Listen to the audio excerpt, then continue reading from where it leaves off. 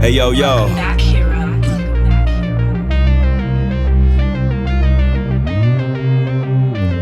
Yo, check it. This my special attack, 100 swords, 100 episodes, and here's to 100 more.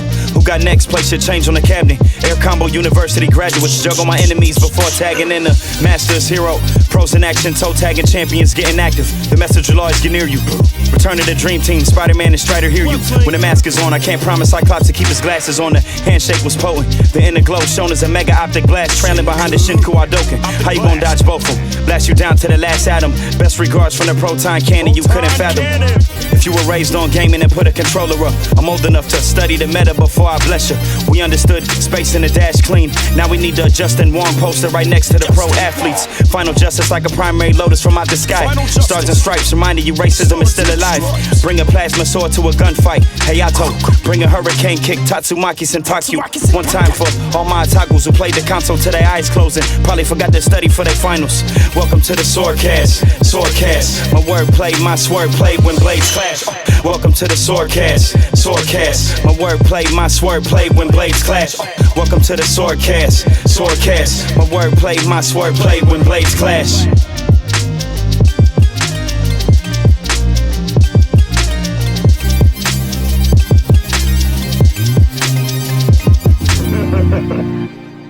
Hey, but so right now we're gonna do one of our favorite parts of the show, which is you can only pick three. Bro, and this you can only man. pick three is just this is the It's the ultimate worst one ever. baby. This is the ultimate baby face showdown. This is just this is just the baby face showdown, man. We got a bunch of very I think this is a group of very likable characters. So this is the characters that a lot of people just like.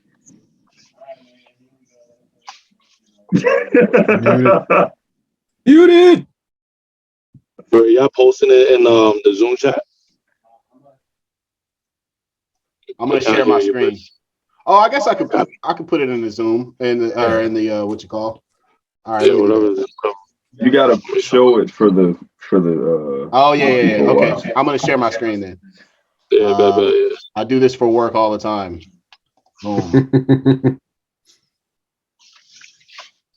All right, can we see the screen here? Oh God. Yes, sir. What? All right. What, bro? Actually, not that hard for me. Okay. It's not, but come on, dog. Like, we got the ultimate baby face showdown here. I already know one of these niggas is not getting picked. I don't even know where to start, bro. Maybe two of these niggas is not getting picked. well, I already got one guy.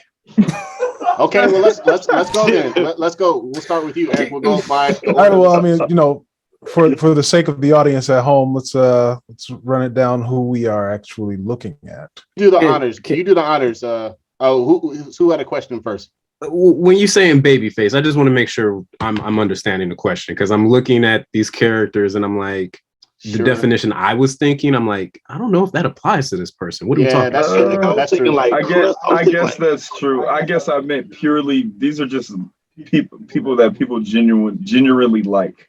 Just like these are okay, fan favorite characters. Yeah, basically like wrestling face.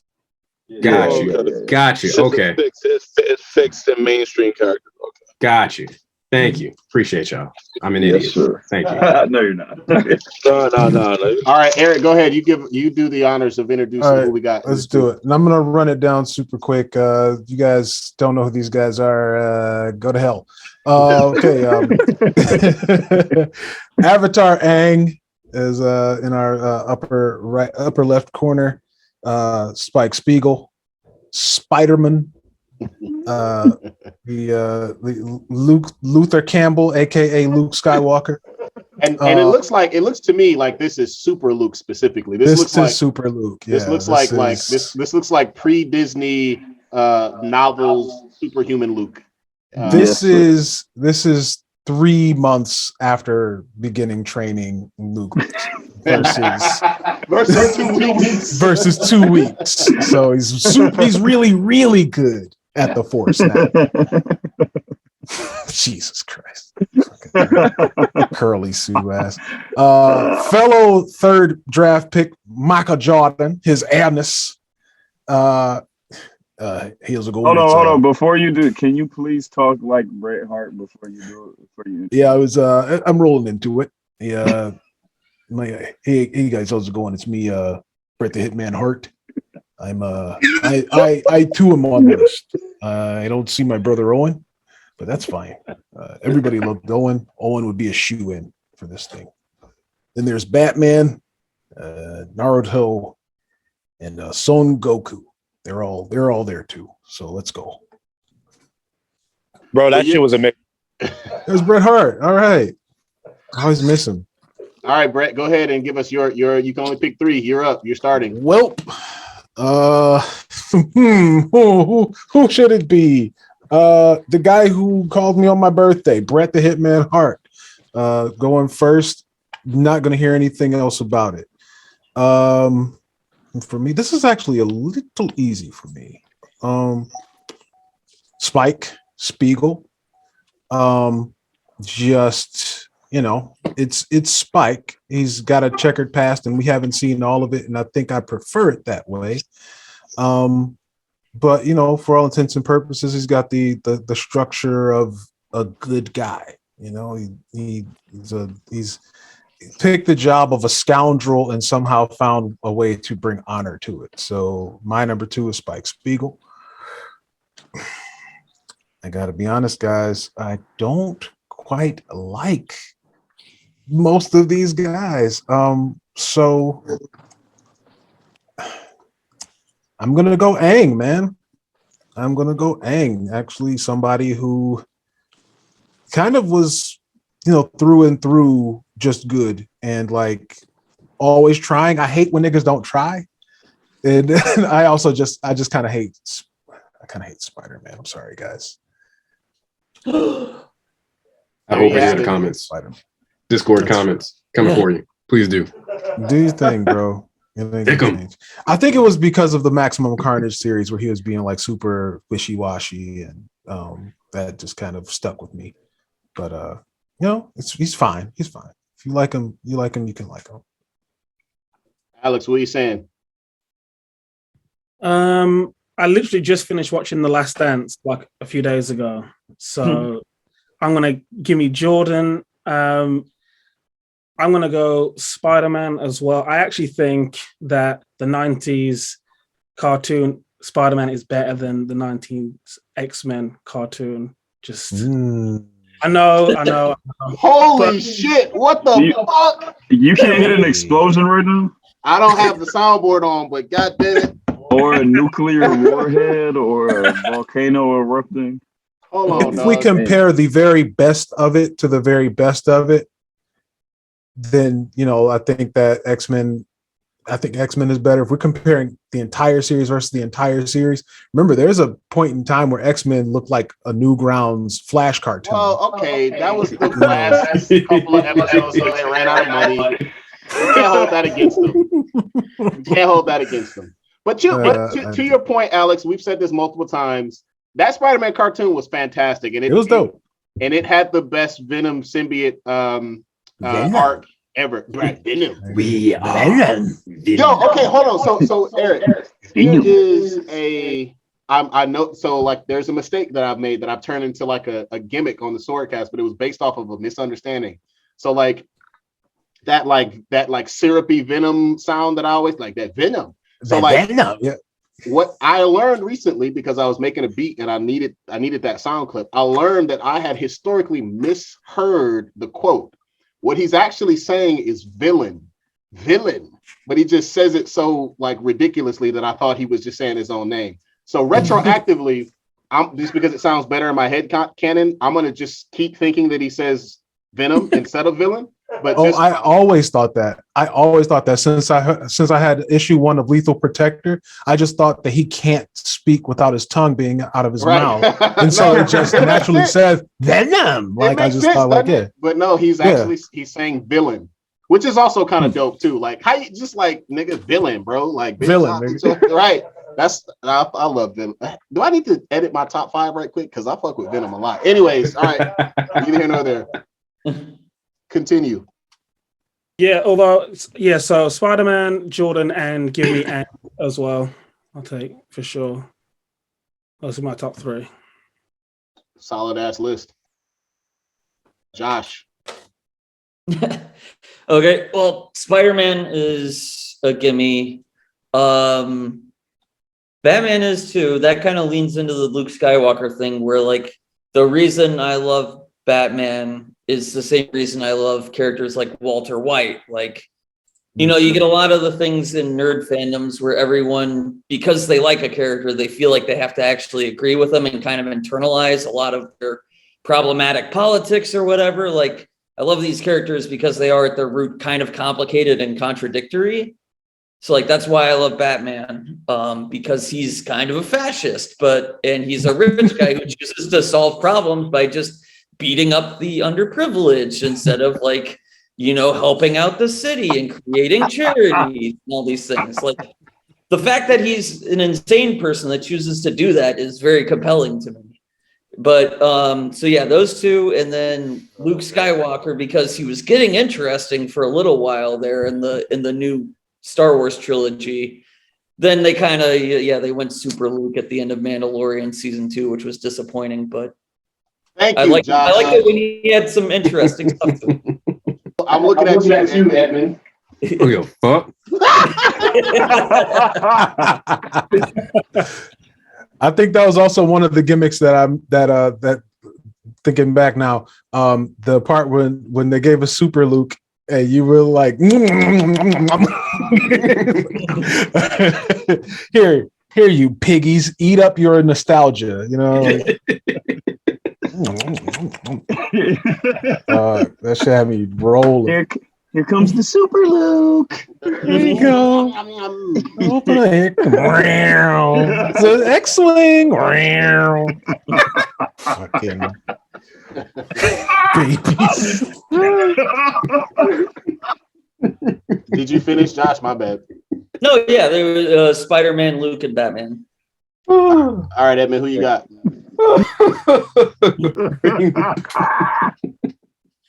Oh, yes, coming into Tashi Station. Once again, fuck you.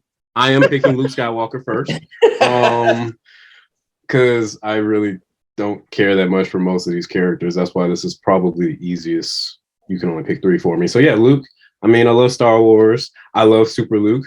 It's like, look, at the end of the day with the Star Wars thing, fuck it. Might as well just give everybody Super Luke. Show us what we wanted to see for the past, 40, 50 years at this point. Luke Skywalker finally going as badass as we expected and wanted at this point. Number 2, obviously, Aang. Come on. Like, why wouldn't I pick that? It's my favorite show of all time. Favorite cartoon of all time. Just a fun, great character, like the innocence that he carries. Even going into the sequel series of seeing like an adult version who still has these same qualities and showing the pictures of him like when he's like spinning the rocks around or whatever. Like, yeah. And he's a great martial artist, great avatar, great character, fun, enjoyable. Now, as everybody was talking, I started doubting myself on my 3rd pick because initially I was going to go Spike, but I'm going to mix it up because my favorite wrestler is Sting, who also has a Scorpion Deathlock, which is also a sharpshooter. So I'm going to go with Bret Hart just because of that. Hey, all right. Okay. That's Plus, heady play there. Plus watching some of those the documentaries that have been coming out the last couple of years and watching that Montreal screw job, I'm like, damn, Bret actually did get fucked over. Okay. Now I understand. And because I growing up I only came in wrestling around WCW, so I missed all of that WWF stuff or WWE. So Bret Hart was just always this old school asshole that I just never understood. I was like Owen Hart a little bit more when I finally got into WWF, and then he tragically went. So it was, yeah, I came around on him. He seems cool. I like him. He is a bit of an asshole still, but at this point, it's like I've been right my entire fucking life, and nobody listens to me. Of course, I'm an asshole. Like y'all should have listened to me the whole fucking time, and now y'all want to give me my praise. Fuck you. Fuck you. Fuck you. You're cool. Fuck you. All right, Lo, what you got? Fuck Goku. Man, I am not a main protagonist person at all. I don't like most of these people. Like, they either bored me or I thought another character was better Yes. in the same series. So all I got for you is Aang, dog. She said, "Aang doesn't mean pick 3. Good one. That's all I got for you." Like, Yo, technically, she might have found a loophole because you can only pick 3. Does that mean? It does not mean that you don't have to pick 3, but you can. The word mandatory. Select 3 maximum. She broke the system. Right. Yeah. It really does take into account. Like it makes the only real heavy. We might have to. I like Jet more. Spider-Man, Venom. It's Venom. I was an Anakin girl. As far as sports go, I'm Southern. I'm more football than basketball. I know who Michael Jordan is. I know he's Anakin girl. But I mean, again, so for me to just be like, Jordan is kind of performative, you know? You brought him here to kill me. As far as wrestling goes, I was pretty much rooting for everybody black and female.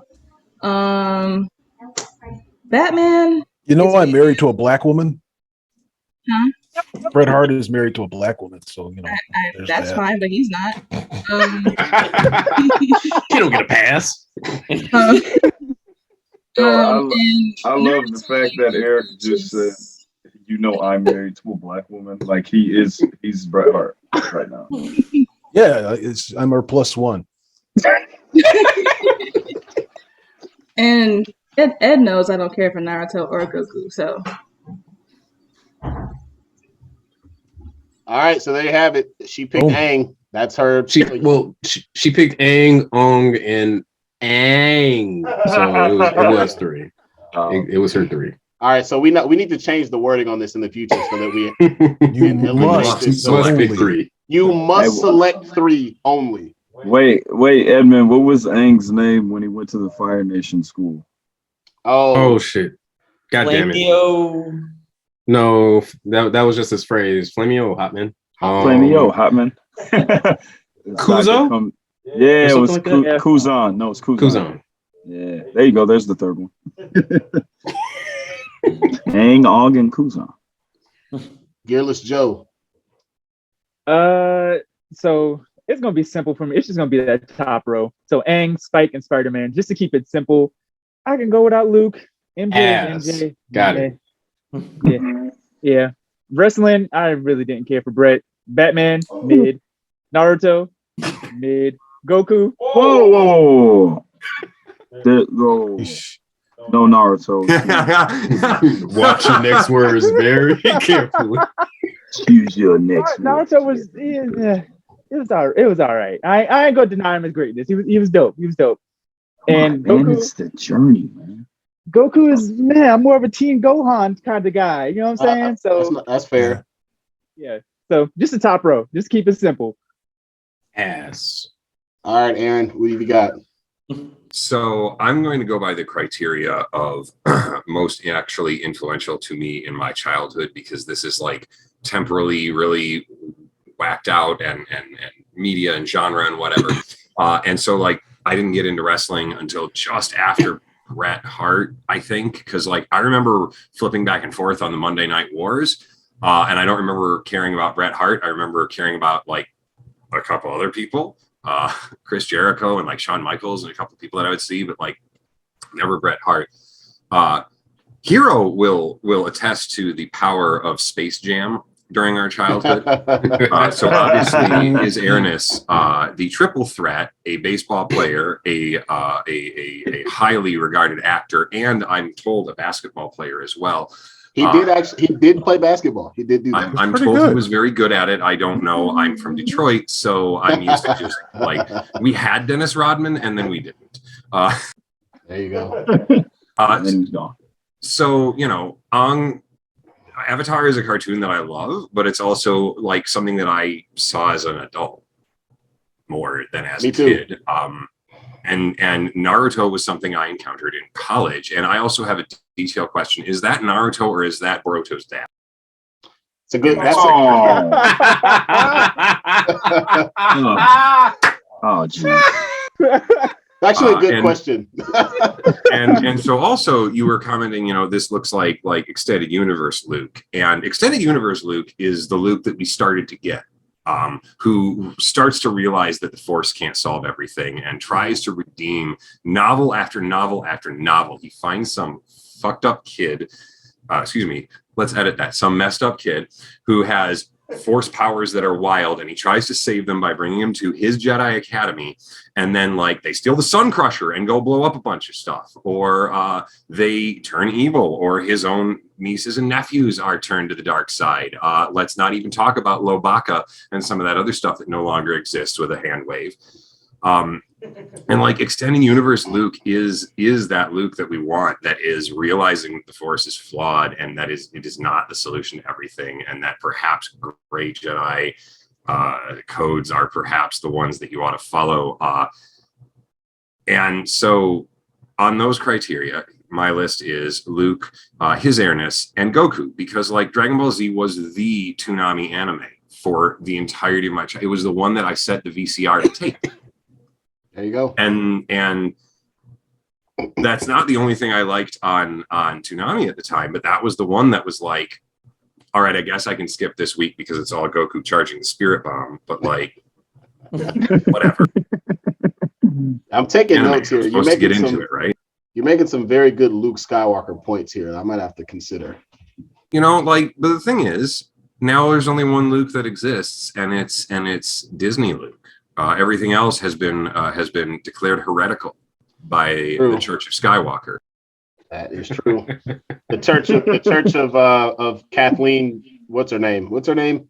Kennedy. Yeah. I'm just mad that the Rogue Squadron movie is canceled. That looked like it was going to be really good. I was looking forward to that one too. All right, Sly. What's good? Is he still running? Oh, he's not running anymore. Okay. He's inside. Wait a minute. He's inside. Yeah. I'm so glad you got wherever you were going safely, because we were concerned for a second. I was like, I hope there's not lights behind him or something. I thought I was running from something. Yes. No, I'm safe in that neighborhood. Let's go. This was tough, but after hearing everybody's like opinions on certain things, nigga, hold up.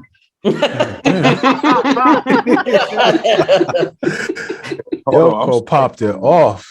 My fucking Cowboy Bebop playing in the back. My fault.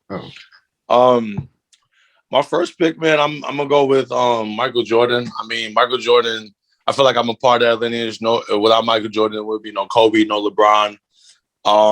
I mean, he changed the game, especially internationally. I wouldn't play the way I would without, Space Jam. Shit, bro. Like, Michael Jordan became such a cultural icon without him trying to do that. Just strictly off his passion of the game. I think he's the greatest, and he's never arguing with people about how great he is. He got people doing that for him. So I'm gonna go. That's gonna be my first pick. My second pick, man. I'm gonna answer your question. You said, "Is that Boruto's dad or that Naruto Uzumaki?"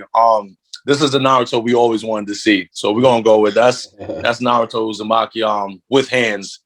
If you really want to find out, like Taijutsu Master, he's the greatest, man. The power of Naruto is crazy. Like, Naruto got ridiculous influence. I think he's changed a lot of people's lives, bro. Like a fictional character did that. Like, nobody's gonna have the influence Naruto had. My last one, this was tough. I was stuck between Goku and Spike Spiegel. but I'm not going to front. Dragon Ball Z really held it down for Tsunami for a good amount of years. I mean, Goku was the only character we was willing to sit in front of the TV and watch charge up a damn move, my nigga. Like, one move. That didn't even fucking work. You're right. So, and we wasn't even tight, but like, I mean, yo, like, Goku, yo, when you really think about it, nigga, I've wasted like a good portion of my childhood waiting for this nigga to drop this move. But yo, nah, Goku got it, man. I'm gonna go with Goku, especially when he went like Super Saiyan 3. Goku is probably my favorite Goku. Goku could always hold it down. I mean, you just knew you could count on Goku. I mean, I feel like he paved the way for a lot of characters. Like he's a lot of anime's OG. So that's my theory. Sounds good. All right. So I'm trying to find a way to cheat here. Oh boy. You're not gonna be able to do it. So I haven't heard that in forever. So are we sure that this is Peter Parker and not Miles Morales? Nigga, don't try it. It's clearly Peter Parker. Is he wearing Air Force One? Likable and It would be Ben Riley. That would be Peter Parker. Is he wearing Air Force Ones, nigga? Okay, so I'm gonna try to cheat one more time.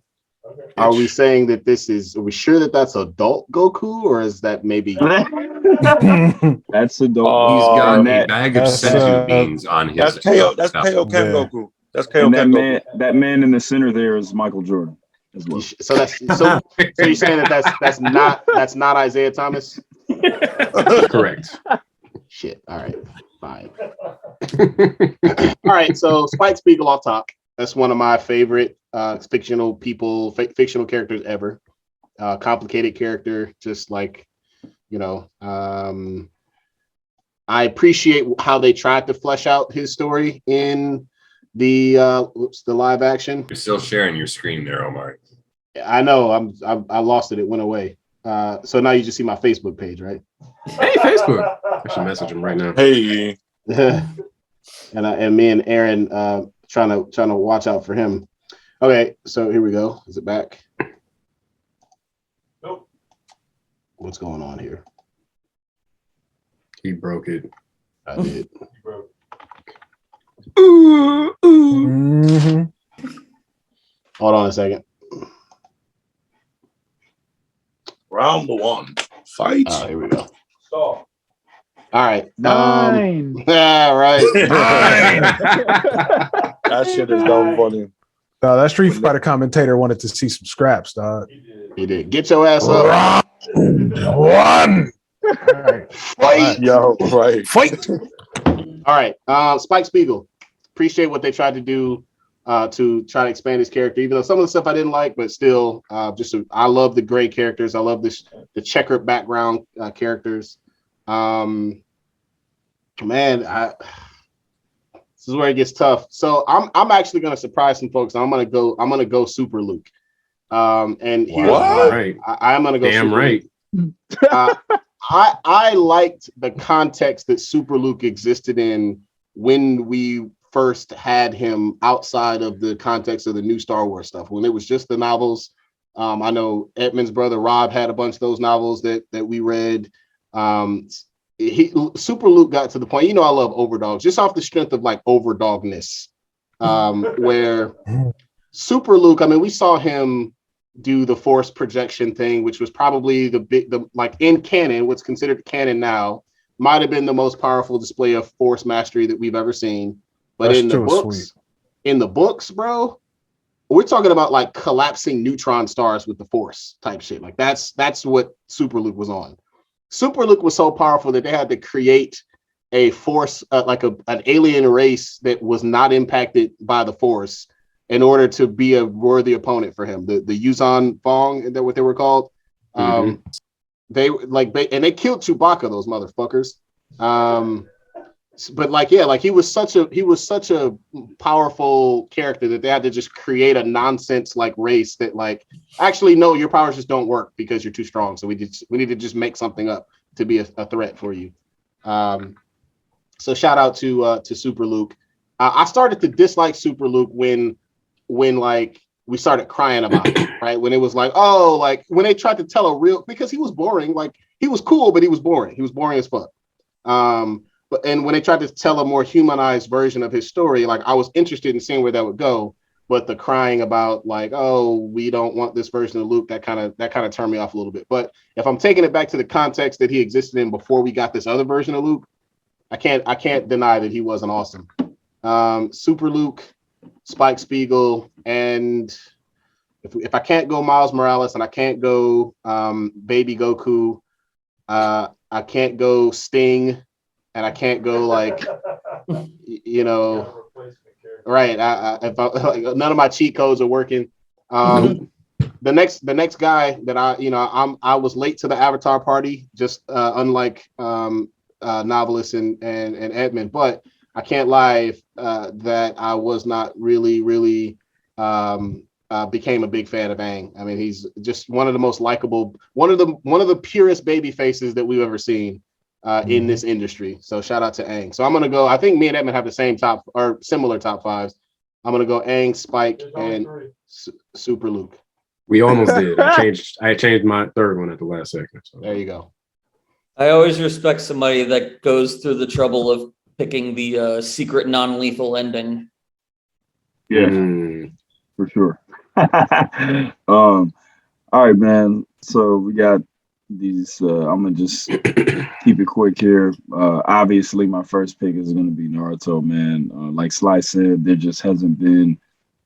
I just don't think there's been a character that has, because like there's characters that we like when we were kids, and then they kind of, that's what we like them from, and it's like a nostalgia thing. And then there's characters that we like when we're teenagers, and it's still kind of a nostalgia thing. Like Naruto is one of the few characters that has been with me through a lot of different stages in my life, and to now he's finally the way that we always wanted to see him. So Naruto's my first pick. My second pick is going to be Aang, man. Avatar is my favorite show of all time. And Aang is just like, I just love the character who just does things his way. I mean, and everybody was trying to get him to do something he didn't want to do, and he just stuck with what he wanted to do, and he did it his way. And my third pick, man, it's a little difficult, but I'm going Bret Hart, man. Diehard wrestling fan. Bret Hart, diehard wrestling fan. When I think of wrestling in the 90s, like he's literally the number one person that I think of, and just an overall good dude, man. Like a lot of wrestlers from that era, you know what I'm saying? There's a lot of stuff that comes out about them. You find out they were like a trash human being. Bret, everything that comes out about Bret is just kind of validates that he was actually a good dude on top of being one of the greatest wrestlers ever. So that's my three, man. Naruto Uzumaki. Avatar. And he's married to a black woman. And he is. Aren't you married to a black woman, Bret? Sure am. You darn tootin'. Bret the Hitman Art. That's my three. Boom. But now it's time for our favorite part of the show. It's time for the top five of the day. The SwordCast Ultra Mega Super Hyper Episode 100. Top five. Top five of the day. Top five of the day. And the top five for the 100th episode, we talk about so many different things on the show. We talk about anime, we talk about comic books, we talk about cartoons, we talk about films, we talk about manga, we talk about so many different things on here, video games, and there's so many different worlds to choose from. But the top five of the day for the 100th episode of the SwordCast is, who are your top five favorite fictional characters of all time? What do we got, Eric? Start us off. Oh, I'm ready. Number 5. I'm gonna go Ted Lasso, Coach Ted Lasso. Nice. This is, if I could be that meme from Bird Box of the guy holding people's eyes open, that is what I would be making y'all watch right now, is Ted Lasso. It's super pure, it's wholesome, it's heartwarming. It's the dad that we've all been looking for during the pandemic that just like wants us to be okay. then the character of Ted Lasso, played by Jesus, no, how Jason am I gonna- Sudeikis. This guy, Jason Sudeikis. Thank you. It's cartoony how good of a person he is, but then it's like it is a level that you could achieve, or that you at least should strive for. So Ted Lasso. Number 4, I've been watching a lot of 227, and Sandra Clark is the linchpin and does all the heavy lifting on that show. Jack K. Harry as Sandra Clark. She's a bit of a man eater, but also just like how charming she is. Just like there's an episode where she talks to Marvin Hagler. She bagged him easily, as she would. The way she talks to kids on the show is like super dope. Like she's just like her back and forth with anybody. It's like you could put her in front of anybody and she's holding her own. But Sandra Clark, and in a time where it was kind of in vogue to slut shame somebody who would like pick their own, she had like all of the agency. So that was just good to see. Number 3. Hold on real quick. Y'all keep going. I got to step away for just a second, but keep going. Okay. Number 3 is my guy, the master Oroku Saki, aka Shredder. Every version of him. There's always like something great about the Shredder. So before you further elaborate, what is your favorite version of Shredder?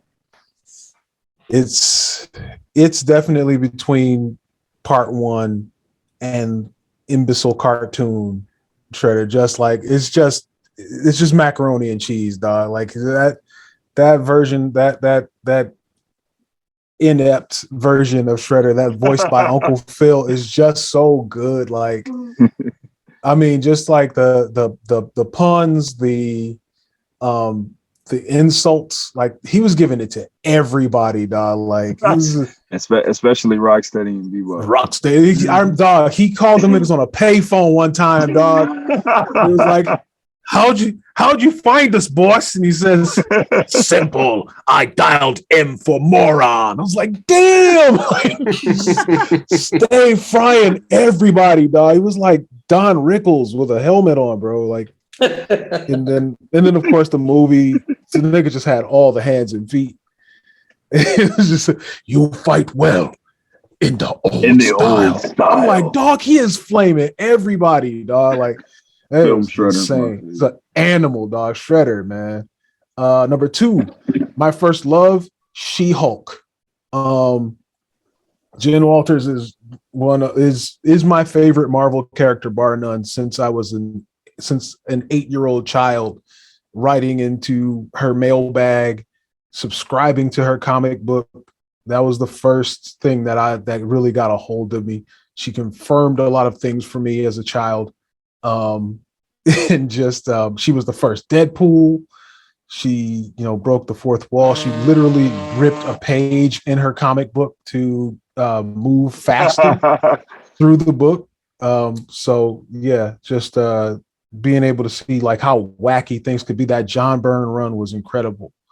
And my number 1 fictional character in the broadest topic ever, Richard Dick John Grayson is the greatest of all characters. Like this takes me back to like most of my fandom was being born out of just hanging with my older brother. And so taking every time I put, shout out to Aaron. It's almost the 10th anniversary.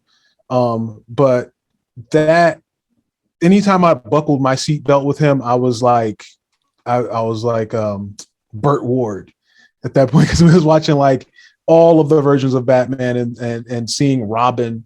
It was like, oh, that is me. And then like growing up and becoming Nightwing, to where you start to do things on your own and you make your own crew and you get your own friends and you start to get responsibility. And I have younger brother. Great rapper, by the way. If you've ever heard of Greenlee, go check out his stuff. But being, then taking that responsibility, that's Dick Grayson. Like when you talk about Batman, the old adage of Batman equals vengeance and Dick Grayson equals justice. You know, it's like so much stuff that he's the best of what Batman could really do, and Nightwing is just he's him with social skills, and like and the ability to do the biles. So yeah, to me, he's the greatest. Love it.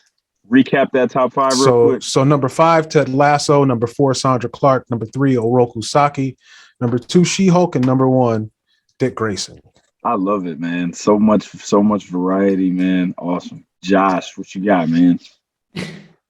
Okay, so number 5, I'm going with an Adult Swim cartoon, Brock Samson from Venture Brothers.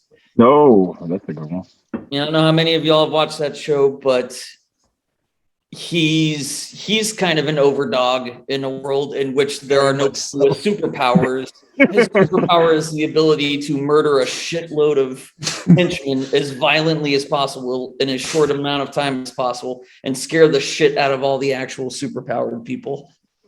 And it's Patrick Warburton, one of the greatest voice actors ever, and one of his best performances ever, where like he can just say boo and it'll make somebody shit their pants. Like that literally happens on the show. So yeah, kind of number 4 kind of ties into that. The Tick. One of my favorite comic books ever. Okay. Great Saturday morning cartoon.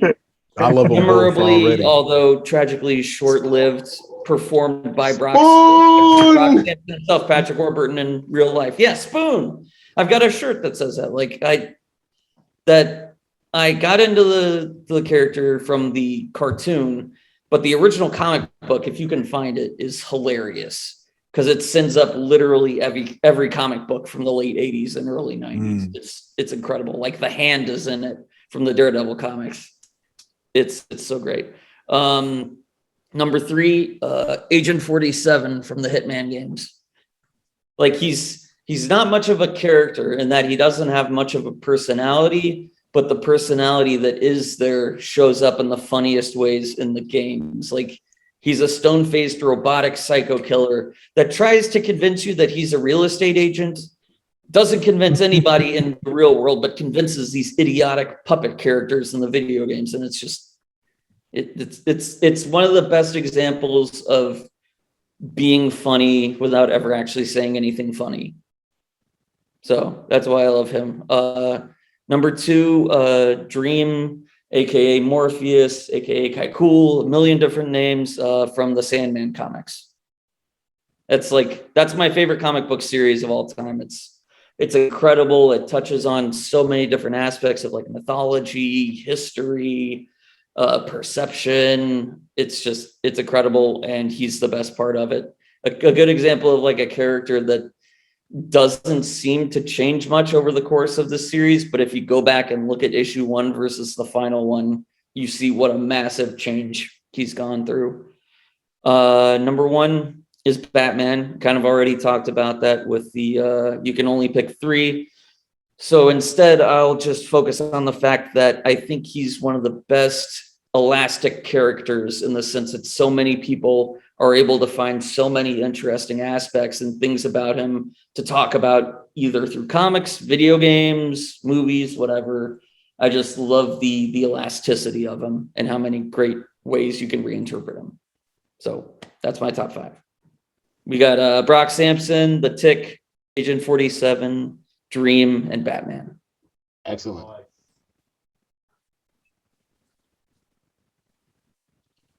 Alex, what you got, man? Number 5, I have Coach Bombay, aka the greatest fictional coach. Let's go. I love this. I love this. Cheers. That's already a good one. Yeah, that's great. Well, I just think who wouldn't want to play for Coach Bombay? Like everyone. Bro, I would run through a fucking wall for Coach Bombay. I would run through a wall for him.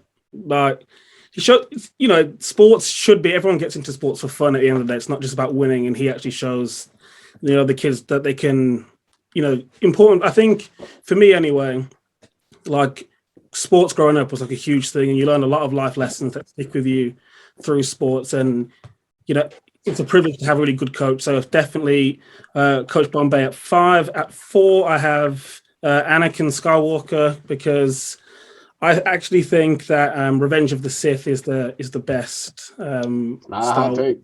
I think Revenge of the Sith is the by far the best prequel. Sorry, Noveliss, but it's not trash like everybody thinks it is. I like it a lot.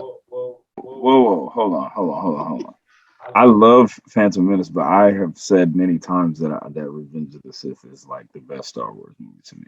So yeah, so Anakin at 3, I would be only right to put some English characters. So I've got Sherlock Holmes at 3. Hey, wait, hold on. Who's your Sherlock? Who's your best depiction? Say less. Say less. Downey out of here. No, yeah, 100%.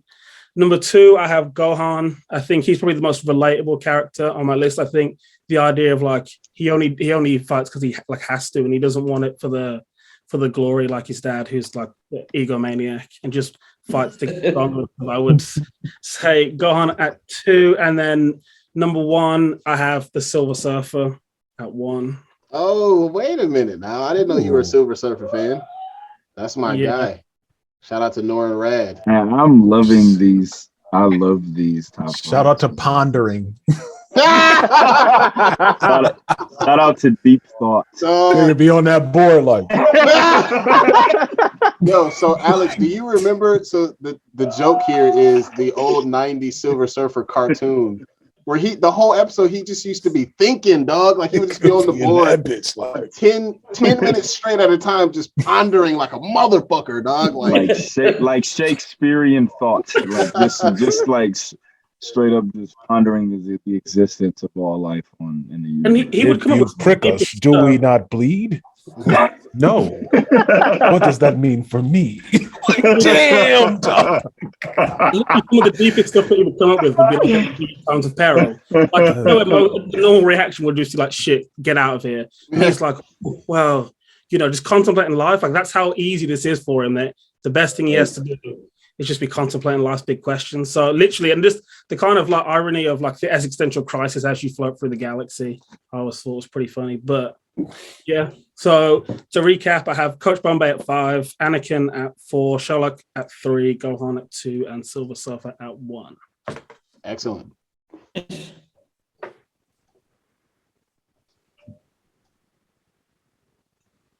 Would be next. Who's next? It would be Edmund, but I don't see him. So let's go low. What you got? Can y'all hear me? Mm-hmm. Can y'all hear the foreigner in the background?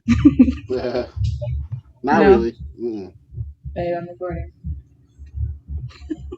Okay, so for my top 5, number 5, I have Storm. Specifically, there she is. Okay. And in Marvel vs. Capcom 2. Oh, And only those storms. lightning storm. Because those are the storms that actually go storm. Any other version of storm we do not mention. Okay. Agreed. Don't Got it. you don't want to talk about what happens Mistress of the elements. Yo, whole ass soliloquy before she throws something out. Whenever they do bring X-Men into the MCU, if you don't go get me a Shakespearean trained over the top over actor to play her with all of the extra, you know what I'm saying? I want her to write up a scroll every single time before she does any move, dog. Damn.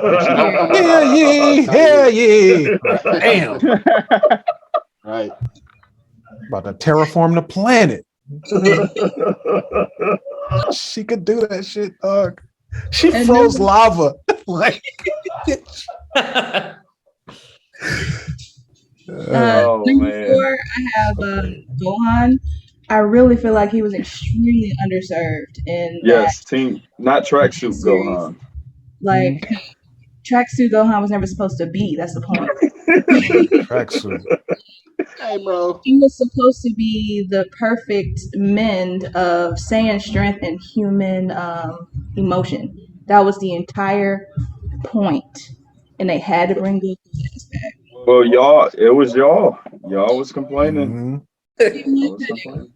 It wasn't us. We were a little young to like write the people and complain, but That's true. We were too young, but it like, was them. It was them. Bro, and I feel like y'all remember I when feel like the story Gohan? would. Go ahead. I was about to say, y'all remember when Gohan beat Cell's ass? Do y'all The really remember brakes that? off Cell, nigga. Nigga Hey, took a y'all command man remember? wave to the bicep, bro. Y'all remember when Gohan punched the upgrade out of Cell? Hey, he punched the. Hey, he punched the root kid out that nigga, bro. Yo, bro. He was like, wait a minute, why did he hit me so hard? Bro, he literally said, after two hits, why am I so damaged? Nigga changed his life with an uppercut, bro. Bro, he knocked the plug in out that nigga. Right. Bro. Hey, he punched that nigga in the Colonel Panic out here, bro. Knocked the software update out of Cell. Knocked that nigga back to DOS. My bad, Lo. Go ahead. Back to Windows 98. I just feel like the series would have progressed better if they insisted on keeping the series going. It would have been better if Goku stayed dead. I agree. Absolutely. Like, can you imagine a Vegeta where he's like, not only did I never get to beat Kakarot or get to where Kakarot was, but now his son is better than me too? What the fuck? My God. That Vegeta would have been worth watching. Yeah. Absolutely. Whatever. What the fuck do I know? Great take. My number 3 is Maxine Shaw. Hey. Maverick. Am I cussing too much? I'm sorry. No. No. I'm celebrating Maxine Shaw. I'm just making sure it's real. I cussed a lot and like more cussing, please. Oh no, Hero's the profanity king. God damn it, ass motherfucker! Please swear more. Okay, gotcha. But like Maxine Shaw, freaking was like that girl on that show. Like everybody had their own pluses, but Maxine Shaw, child. Anyway, I'm sorry. Number 2, I have the Manslayer, Batosai. Hey. Both. Oh man, I'm getting too excited over these lists, man. Hold on, you got to put some respect on his name. You already know. Hitokithi Batosai, God damn it. Hey man, when Kenshin was fighting Saito and he got pissed off, man, they was like, "Why does he look like that?" Nigga said you shouldn't. He was like, "You shouldn't Singumi, motherfuckers. Never know when to give up, do y'all?" I'm sorry, I didn't give him his full title. Hitokiri Batosai Himura Kenshin. God damn it, let's go. Yeah. Sorry, I look different when I want to kill people. Right. The eye color changed just a little bit. Man. But yes, I love them both in Rurouni Kenshin and Samurai. Samurai. They were both Samurai X, yeah. Great. Like I love it. Me and Hero don't talk about that because it's very sad and it's heartbreaking. It's good though, but it's sad. It's good. My number 1, I don't even know if any of y'all are familiar with the Sailor Moon franchise like that. A little bit. Yeah. She went from a frail child to the nigga who can end the universe, to the point where the only person that can bring her back is Sailor Moon, and she almost killed them both. Wait. Just maybe I didn't. Maybe I don't. You said Saturn. Saturn is the girl, the young girl, right? Not her daughter, but that's Chibi. No, Saturn is the one with the black hair with the black bob. He was the last outer senshi. Yeah. Take your ass out like that. Chibi's friend, and she was always out of school because she was sick or whatever, and then she ended up being the last Sailor Scout, the scout of rebirth and destruction. Well, bust your ass. Fantastic. And my honorable mention, I know you didn't answer this, but my honorable mention is Magneto, because that nigga was right. Hero knows about. There you go. Professor. Right. The honorable. Hold on, bro. The honorable Reverend Dr. Goddamn Eric Linkser X out here, boy. Magneto. You know what I'm saying? Hey, Who said that? Who said his Magneto. Oh wait, let me put some respect, Aaron. Let me put some respect on Magneto's on his real. So we got that honorable Rabbi Doctor Right. Lyncher X. Oh man, love it. Never again. Ain't never gonna get me again. Yeah, look at Magneto out here preaching. All right, Gillis, Joe, what you got? Ooh, all right. So since everybody's been saying stuff, I had to rework my list at least 4 times so far. Wow. We gonna let it work. We gonna let it work. All right, at number 5, Wolverine slide in. We're gonna show Wolverine some love. All right, Wolverine icon. You know what I'm saying? Number 4, we are going to come in with T'Challa. This list is gonna get kind of black. This list is gonna get kind of black. So we're gonna come in with T'Challa. Black Panther, it's a great character. You can't even be mad at it. You can't be mad at it. Next, at number 3, we are going to go Jason Todd. Oh, love it. Red Hood fan. He pulled up with the blicky and was like, look, I'm about to action. Hey, so Jason, Jason is so we always talk about how Nightwing and Dick is like all the good things about Batman. Jason is all the bad things about Batman. Kind of.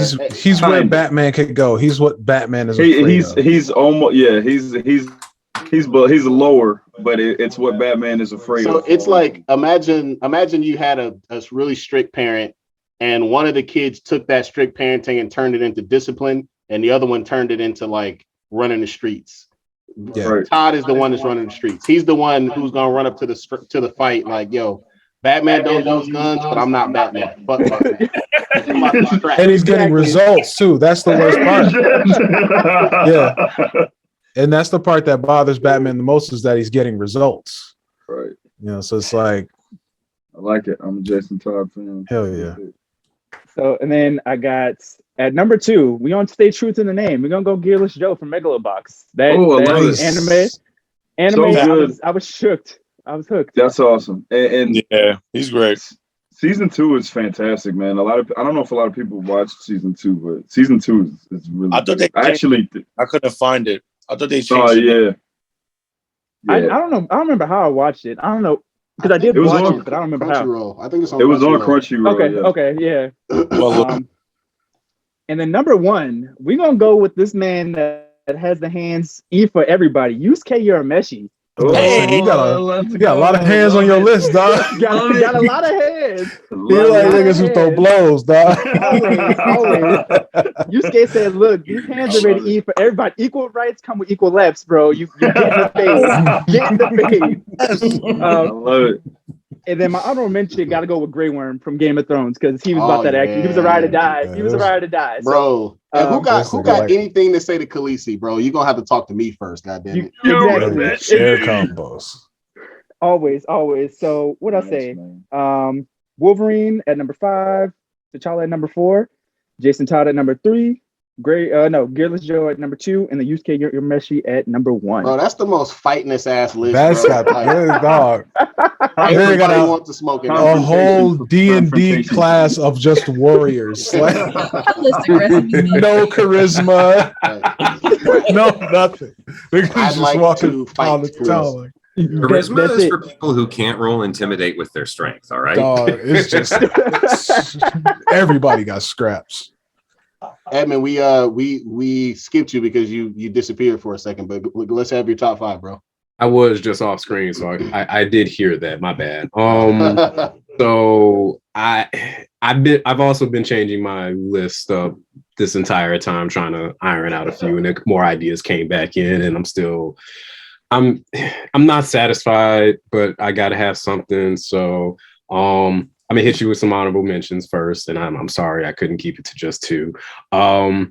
Your boy only came out this year, but he told you he's lightning with the blam blam. So I had to put Jim on there because that shit was like he jumped that quickly because he was just that entertaining. Like he was definitely my favorite character. Charming.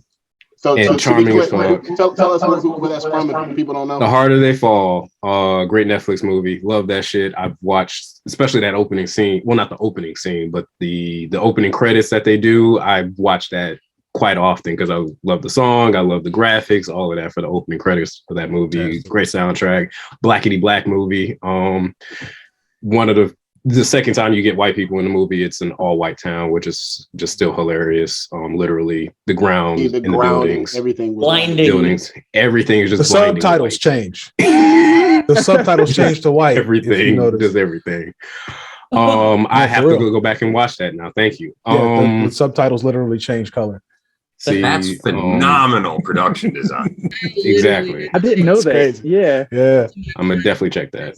That's hilarious. Because our homegirl couldn't make it, your second pick, I'm gonna say Link is also an honorable mention for me. So shout out to her, even though she's not able to join us today. And for calling me out for not caring about her. Let's see, and last honorable mention. Just because he was my favorite character, one of my favorite characters from that whole series, Mr. Anderson, Agent Smith. Just he had all those monologues and entertaining as fuck. And -1. Please, Edmund, please can you do the virus quote, please? Yes. Please. I will save that for another special occasion, not just the 100, the next one. Because I am going to take acting classes, and I have already dedicated that's probably going to be my monologue that I choose to go with. All right, so number 5, technically probably one of them should have been an honorable mention because I put number 5 next to both of them. I like the series Firefly. I like the character, the movie Serenity, or flip that. No, that is correct. But the main character, Captain Mal Reynolds, because I'm a big Nathan Fillion fan. And then the second number 5 I had, got to get back to the past, Mr. Samurai Jack. Watch out. And let's see, let me power through the rest of these so I don't take too much more time. Number 4, Samurai Jack. Blind Bandit, Toph. Got to get some representation. She's always one of my favorites anyway. Damn, she was on my list. Good shit. And I gotta change my list. Fuck. Oh no, keep her on the list, man. Keep her on the list. Keep her on the list. Yeah, keep her on the list. Number 3, he's on my shirt right now. I'm gonna get up close just because I really love this shirt. Number 3, finally, Mr. Now that he's got SwordCast respect. After I've been telling first battle years. Well, he stepped up. Wait a minute now. He was trying. Hey, no. This is my list. Shut up. I'm just glad y'all are finally on board with Mr. Boba Fett.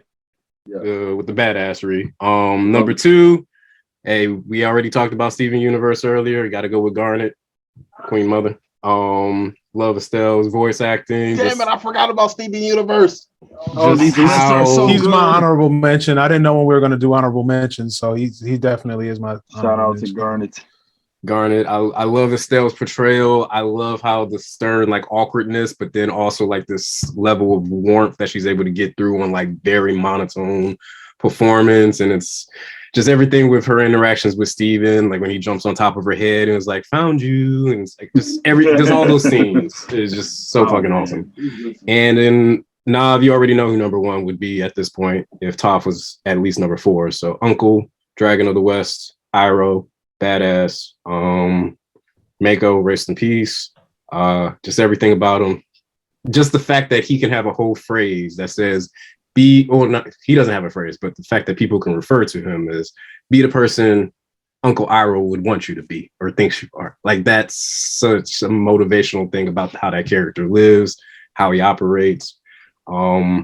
Plus, everybody loves T. And did I ever tell you how I got my name, Dragon of the West? Great times. Great. Badass. Oh, man. Real quick. Recap. I'll cut back Malcolm Reynolds off. Number 5, Samurai Jack. Number 4, Toph. Number 3, Boba Fett, as he should be. Number 2, Garnet. And number 1, Uncle Iroh. Oh, fantastic.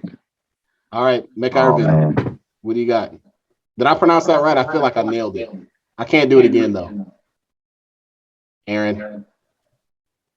That sounds like a no. Sounds like I did not pronounce it right.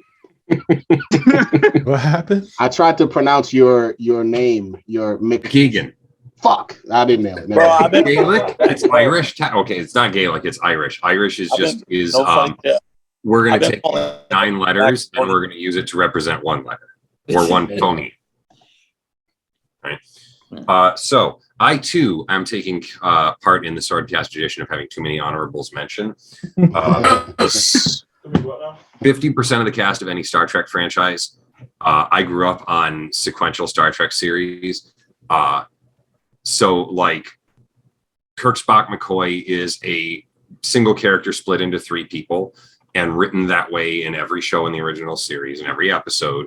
They are intended to be the ego, the superego split out so that you see them displayed. The classic sci-fi tropes, but also like Dax in Deep Space Nine, who secretly, despite Rick Berman being a kind of a piece of shit, ended up being a representation for trans folks and also just for continuous identities, regardless of exterior presentation. And I also grew up on Voyager. Real quick before you move off of that, I just wanted to say for our LGBTQ allies, the interaction, there's one episode where there's an interaction between Jadzia Dax and Kor, the old Klingon. General, yes. Where Kor knew Dax when the symbiote was in a male body. And Curzon, my beloved old friend. So that's like the best, that's one of the best fictional depictions of like acceptance and tolerance for trans people at like 30 years before we even started having those conversations. And I mean, Avery Brooks as a Shakespearean actor coming in and playing a person who, like, he's not even a captain at the beginning of the series. They intentionally disrespect him because he's like too emotional over his wife's death. My father doesn't like the series because he thinks it's too like, it's a Christian trope about Cisco having to accept that he's Jesus and not wanting to be Jesus. I'm but here like for Black Jesus though. The struggle of I am a destined person who doesn't believe in my destiny is such a good thing. And Star Trek does such a good job in certain instances of writing characters really well to do classic sci-fi things of, we're going to take somebody that you don't recognize as you and tell a story about you. Fantastic. I will run through a few very quickly. Jed Bartlett from The West Wing, father of Gordon Bombay, legendary hockey coach. Ramon Estevez, his real name, Martin Sheen, his stage name. As the fictional like president of my youth against George W. Bush being actually the president and having like Aaron Sorkin write an amazing president who was eloquent and went into the National Cathedral and yelled at God and smoked a cigarette in the cathedral because he was mad about something that had happened in the world. The Undertaker, because there is nothing like a gong and the lights going out and the whole crowd knows exactly what is about to happen. And shit like appearing in the middle of the ring after the lights come up and beating Big Boss Man bloody and then disappearing in another gong and darkness. As a kid, that was incredible. I was a teenager during American Badass. I didn't care. And then like the fact that until his retirement match, he's able to command the respect of a crowd with just like an obviously fictional set of powers. Nobody actually believes that Mark Calloway can fucking disappear, but the Undertaker, lightning. the lights can disappear. He can pop out of shit. Mean Mark Callis was, just this big redheaded basketball player once upon a time. Shout out, that's a deep cut there. And then Fraser Crane, The Smartest Show on TV. When I was a kid, I also grew up watching that. And a show that would make references to like Cyrano de Bergerac and make a whole joke out of like wine names and shit. And like that snobby little fucking kid. 4 that are tied for 5th place in no particular order because I don't like to do rankings. The Master from Midnight Diner, Tokyo Stories, which on the subject of adaptations of anime or a manga, this is a manga that's adapted into a live action series that airs on Netflix. Netflix did an extra season of it and like a movie. And it's all about a guy who runs a little tiny isekai in an alleyway in Tokyo and serves one dish, but if you bring him the ingredients, he'll make you whatever you want. And every episode starts and ends in the diner and focuses around one dish that one of his guests wants made for them. But they're all these really beautiful slice of life manga stories about like the pop star idol who doesn't want to be an idol anymore, or the woman who.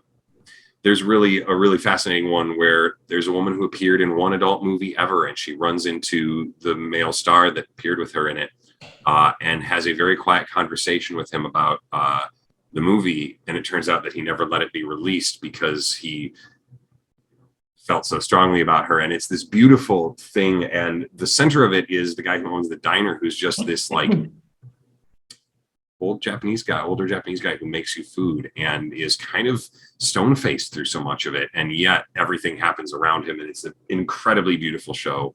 And everyone should watch it. So. What was it called? I love that show. It is so good. What is it called again? Midnight Diner Tokyo Stories.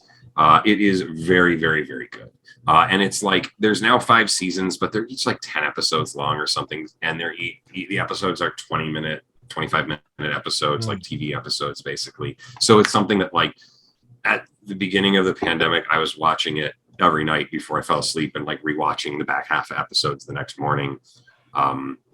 As I woke up to my TV being on a ghostly white screen because that's what it would do. So moving on, Bob from Reboot. Oh my God, love it! Wow, because that show was amazing. All the characters on it were too much fun, but Bob gets sucked into the net and then comes back with like weird silver dreads, and you're like, oh, Bob was black this whole time, huh? I thought this was a Canadian show. Do they have like? And he was just, but unlike Enzo, he doesn't give into the darkness and become violent and hateful against the player. He just like goes out into the net and continues and surfs back and drops back in a game one day and is like, "What up? It's been like 5 years." What a great cliffhanger that was, and then to have it be paid off that way was awesome. Ezio Auditore, because I am an Assassin's Creed fanboy. Wait, hang on. Yes! I am an Assassin's Creed fanboy. I got this in full Ren Fair costume at the Renaissance Festival for the podcast. I am showing an Assassin's Creed symbol tattoo on the inside of my bicep. I got it like in a trailer at the Renaissance Festival. That is amazing. That was probably one of the stupider decisions I've made about my tattoos, but also really fun.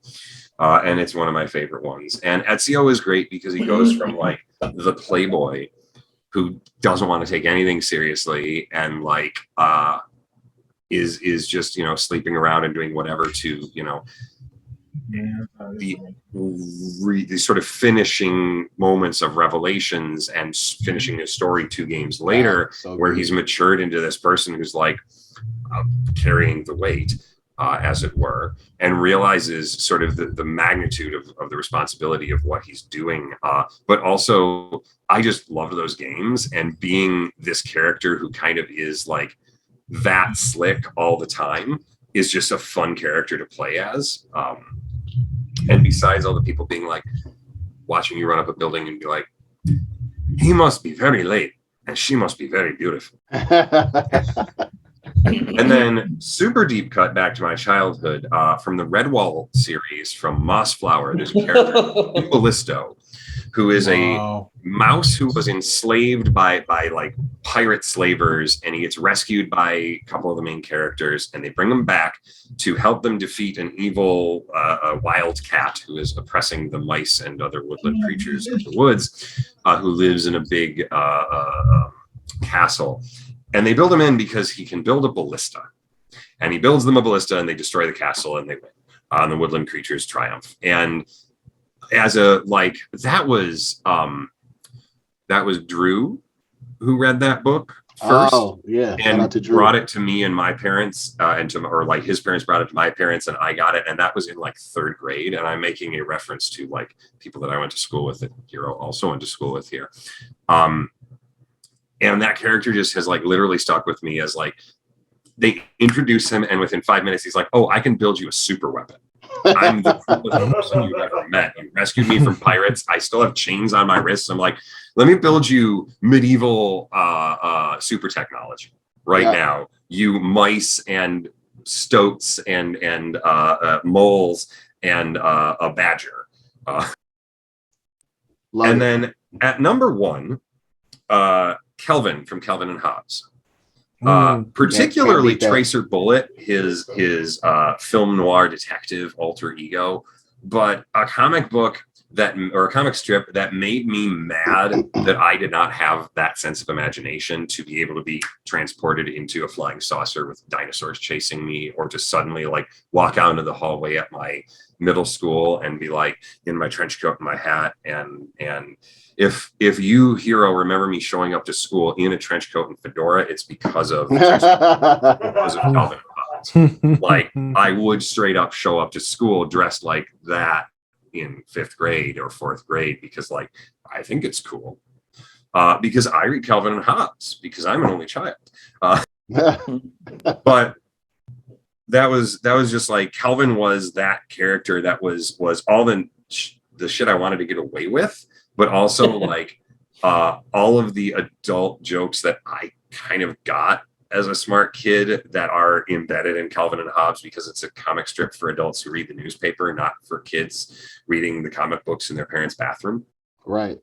So the brief rundown of the top 5: The Master from Midnight Diner, Tokyo Stories, Bob from Reboot, Ezio Auditore from Assassin's Creed 2, Tim Ballisto from the Redwall series book Mossflower, and Kelvin from Kelvin and Hobbes. What a fantastic list. So good, man. Good variety. Wow. Awesome. Sly, what you got? Nigga.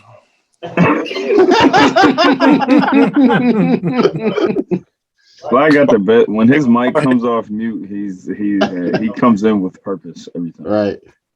Bro, this nigga's shit was so. I thought he had a top 10. That shit was so amazing.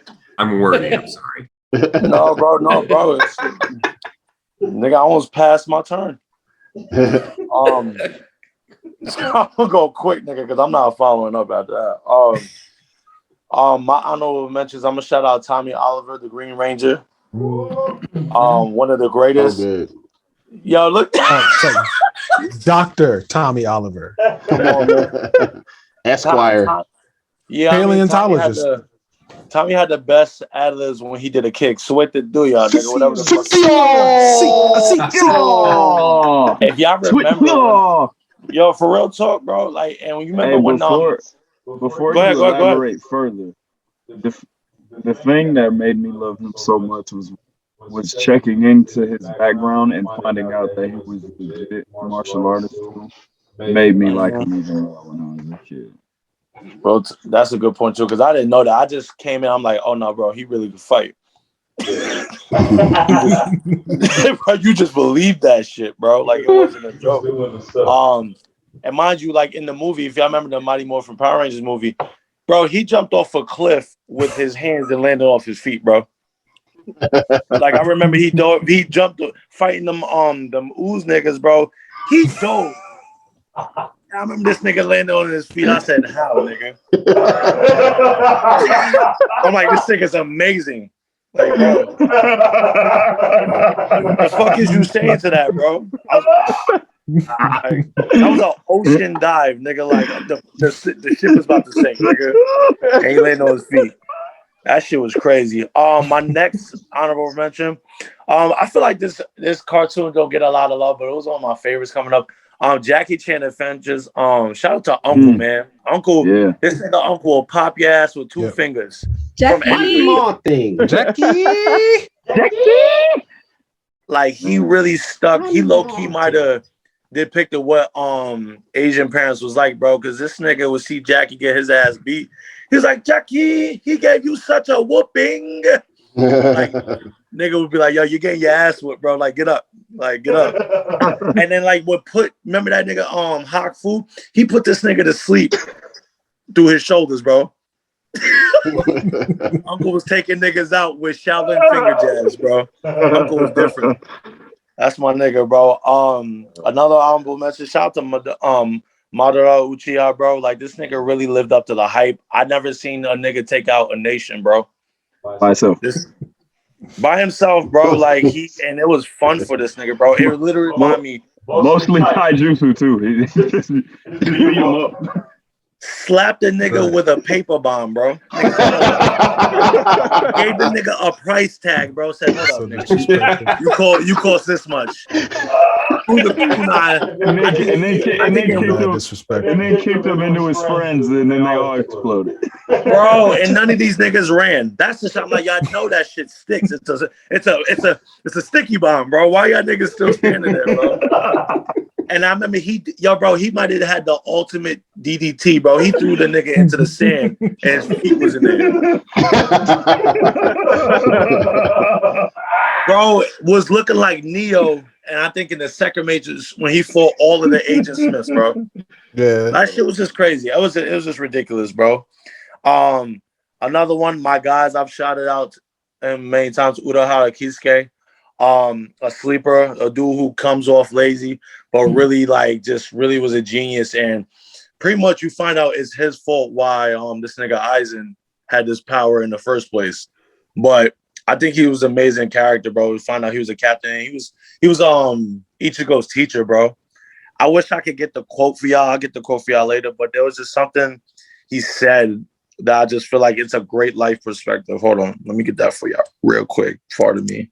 You know, he was the warden of the jail with no weapons because he said they could turn it against you. So he was just running a jail with only hands. He was just washing niggas with the hands only. He said, "Oh, you forgot me, my nigga. I was here yesterday." Yeah. Oh my God. Like beating people's asses, bro. Beating the brakes off niggas in jail. Dolo. Basically, yo, bro, real talk. Just you remember you used to slap box in high school? That's exactly what he did to everybody, bro. He just had the nicest hands. Basically, I'll find it later, but basically he was just saying like, he's like, you fear getting cut when the mentality should not be, I won't be cut. Like he has such a unique perspective that he gave to, y'all probably remember, I'll find it later. I don't want to take up too much time, but it was dope, bro. My next, I feel like this character doesn't get enough love too. Shout out to Deuteragonist. Killer was Zoldyck, bro. Gon's right hand man, bro. Always down for the fight. Was not pussy at all. This nigga could fight out of the sandbox, bro. Bro, this nigga. I remember they threw high voltage, like the shit they used to charge cars. They threw this on this nigga. He was like, yo, bro, I could take this. bro, he was just different, bro. Like he just had a switch. And he always would have those funny ass cat moments, bro. Y'all always see me use those gifts. This nigga, he was a slick nigga, bro. He was slick, bro. He a funny nigga, bro. And my last honorable mention, just Revy from Black Lagoon. Wait, hold on. We still on honorable mentions? Yes, nigga. You just wait. You just got done. You just got done ragging on Aaron taking it. Damn right, nigga. Yeah, bro. But this nigga did a commencement speech. But at least he was talking about something interesting. What you talking about right now? Heard you, nigga. So you know what? We're gonna go. No, real quick. I wrote to my top five. Number 5, Sasuke Uchiha, the one-armed swordsman. I think one of the greatest characters of all time. Without there would be no Naruto without Sasuke, honestly. And Sasuke is a legitimate anime swordsman, and I don't think he gets that respect. Like my man has one arm, and he fights gods with a sword, one arm, and he's just, and I mean he's been training with it for most of his life too, and I don't think he gets that credit, but he should. He don't, bro, and like he really liked that. Like he took on like the Otuki clan nigga, and when I saw him switch places with the statue, I'm like, y'all not fucking with him. Yeah, he's not fucking with him. He's the greatest. Then you got number 4, Joichiro Saiba from Food Wars, bro.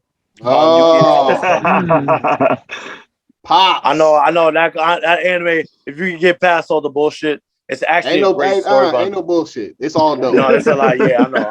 I mean, you know, but I think it's a great character, man. A guy that was so that like dove so deep into the craft that he lost himself. Yeah. And just the fact that, when he had a son and he lost his wife, well, he had lost his wife, but still had his son, how he was still able to find a new passion, new purpose for living. I think George Hill is amazing. Number 3, I'm gonna go Neil Caffrey from White Collar. If y'all never seen that show, it's an amazing show, actually. Neil is he's a con artist, but he's also the perfect forger. He could copy anything. Like he could legit copy anything. All the characters you wish you had in high school, this nigga has it. But he's just a dope character. If y'all could ever tune into, I don't know if Netflix has it anymore, but try to go on Amazon Prime. It's a great show. I think y'all will find it. Definitely, it just keeps you on your toes. Seriously, and he highlighted the artistry of being a con artist, and it was such a good show. You're right. That's really good. Now, if anybody got an opinion on it, I'm surprised. Who has anybody here seen it besides her? Yes. No. I'm aware of it. Yeah, Nah, bro, White Collar is good. Nah, bro. Definitely check it out. Number two, I had to give it to my man Yusuke Urameshi, bro. Just because I feel like Yusuke was like that ultimate badass. Like he just really, even that's one of the few animes that aged well. And I just feel like, he kind of like, he's just like, damn, you can really be yourself unapologetically. But when it came to the tournaments, bro, like this nigga went through rigorous training, bro. But this nigga really got through it. Like Genkai put this nigga through some traumatic shit. Oh, such a good master character too, man. I love it. Great. Yeah, great. She's up there. My number 1, I think this is gonna shock everybody. My number 1 is a character named Lee Sung, who is actually from Longstreet, aka the role that's paved the way for Bruce Lee's movies. Lee Sung is if you don't know, Lee Sung was the character Bruce Lee played, who was training the white guy Mike when he gave him the "Be water, my friend" quote. Yeah, okay.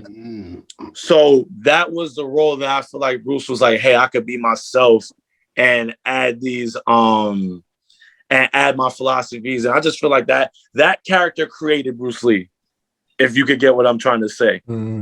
Because I feel like Bruce, because the Green Hornet shit didn't get past 1 season. So I feel like Bruce being this character or creating this character, that character created the Bruce Lee we all love and adore now.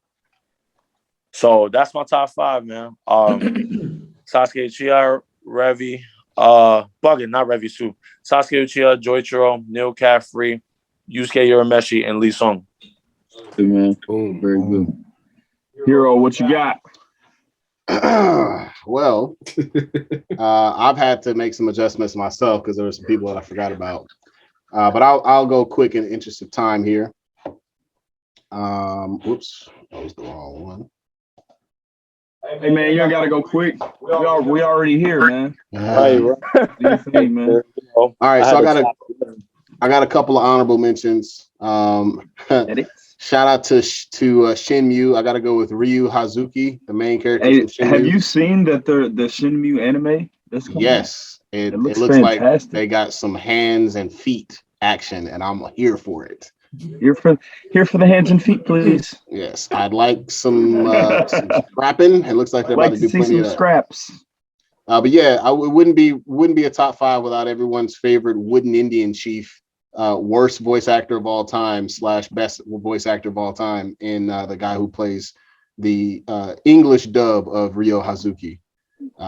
Just fantastically horrible voice acting. So much so that in Shenmue 3, they intentionally asked him to be bad at voice acting so that it would carry, so that same energy would carry over into Shenmue 3. Fantastic. Then we got Silver Surfer. He was in my top 5, but I had to reconsider. But Norin Rad, obviously, shout out to Alex. That's one of my favorite characters ever. Shout out to the Overdogs, the Herald of one of the primary Herald of Galactus.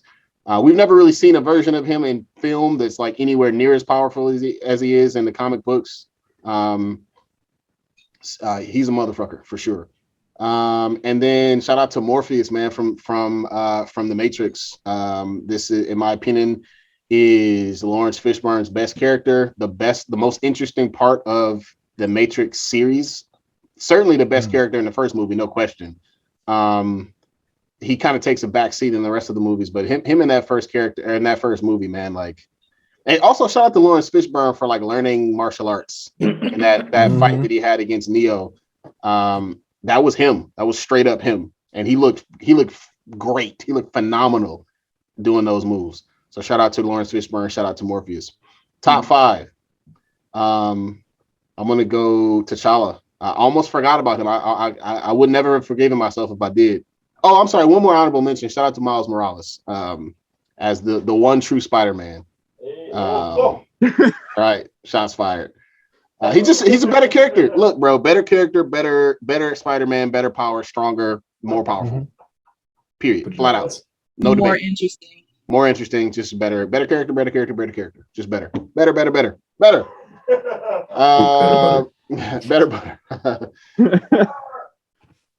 Yeah, so T'Challa, I mean, we've got a genius, playboy, king, billionaire, philanthropist, but like black and bad. So you think you're black and bad, huh? Yes. T'Challa. He created an entire discipline where he blended. So you want to talk about magic, where he blended magic with physics and called it shadow physics, bro. Like what? And like infused that with his entire so that's actually what they based the in the MCU, the fact that like the vibranium just had magical powers in the MCU, like that is pretty unfounded. I think what they were really trying to do is find a way to incorporate the shadow physics that like permeates through all of Wakanda. They use the vibranium as sort of like a MacGuffin to explain that. But whatever. T'Challa is the man. Shout out to Shuri as well. Number 4. Shout out to David Hayter, Solid Snake. Specifically, not Big Boss, but Solid Snake. Solid Snake. I mean, the past Metal Gear Solid 3 and 5 are probably the 2 best Metal Gear Solid games, and they both star Big Boss. Yeah, they both star Big Boss. But let's not forget about the true antagonist. Who's holding up? Is he talking to me? What happened, Lo? He's a Metal Gear fanboy, and he's like, "Whoa!" And I'm like, "This is not for you, sir." Well, hold on. What's your take, Carlos? Yeah, speak up, babe. Number 2. The number 2 was the best. Not the best, but it's a favorite.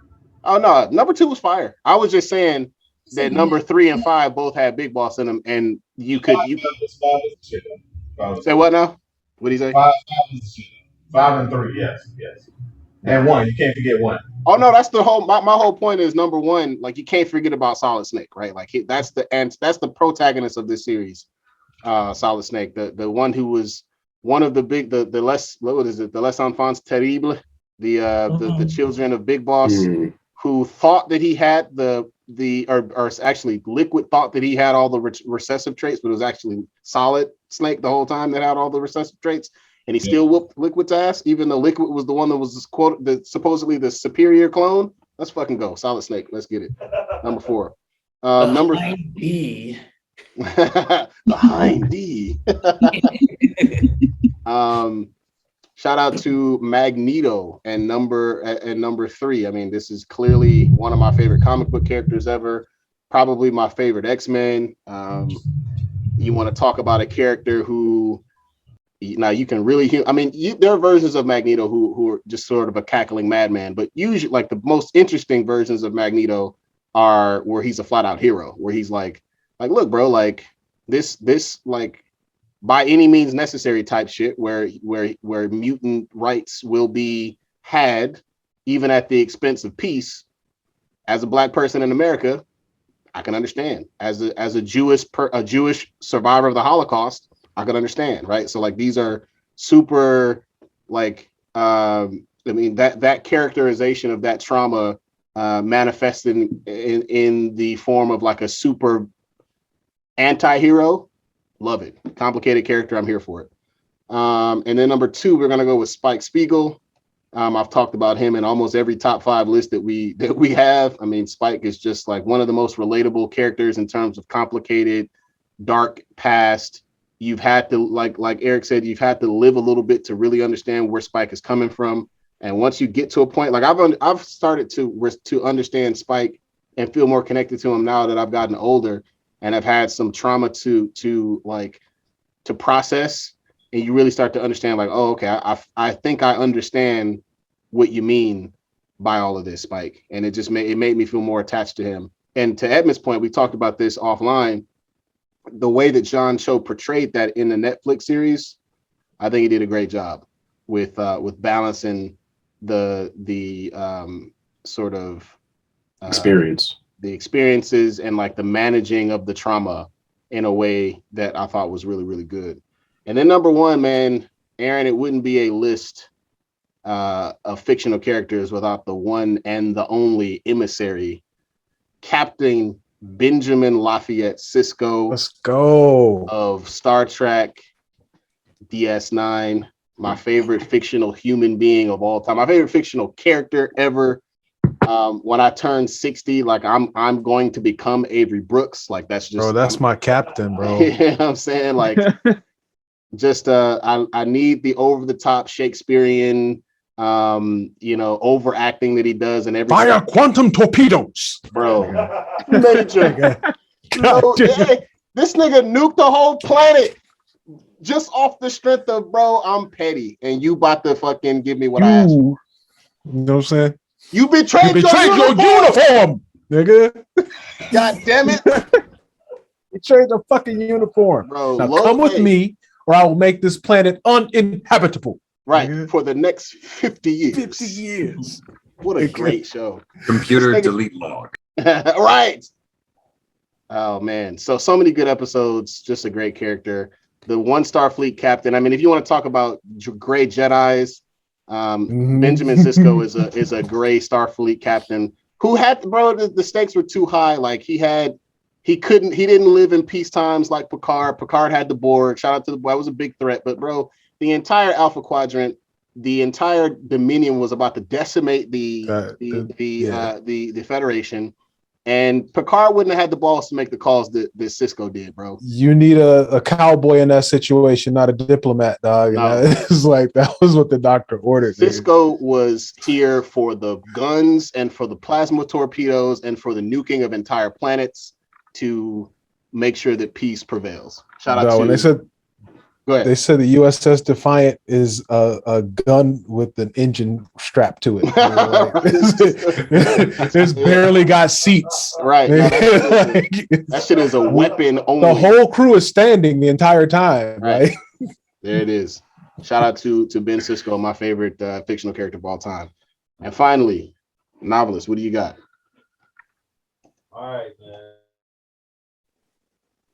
We hear nobody. You're muted.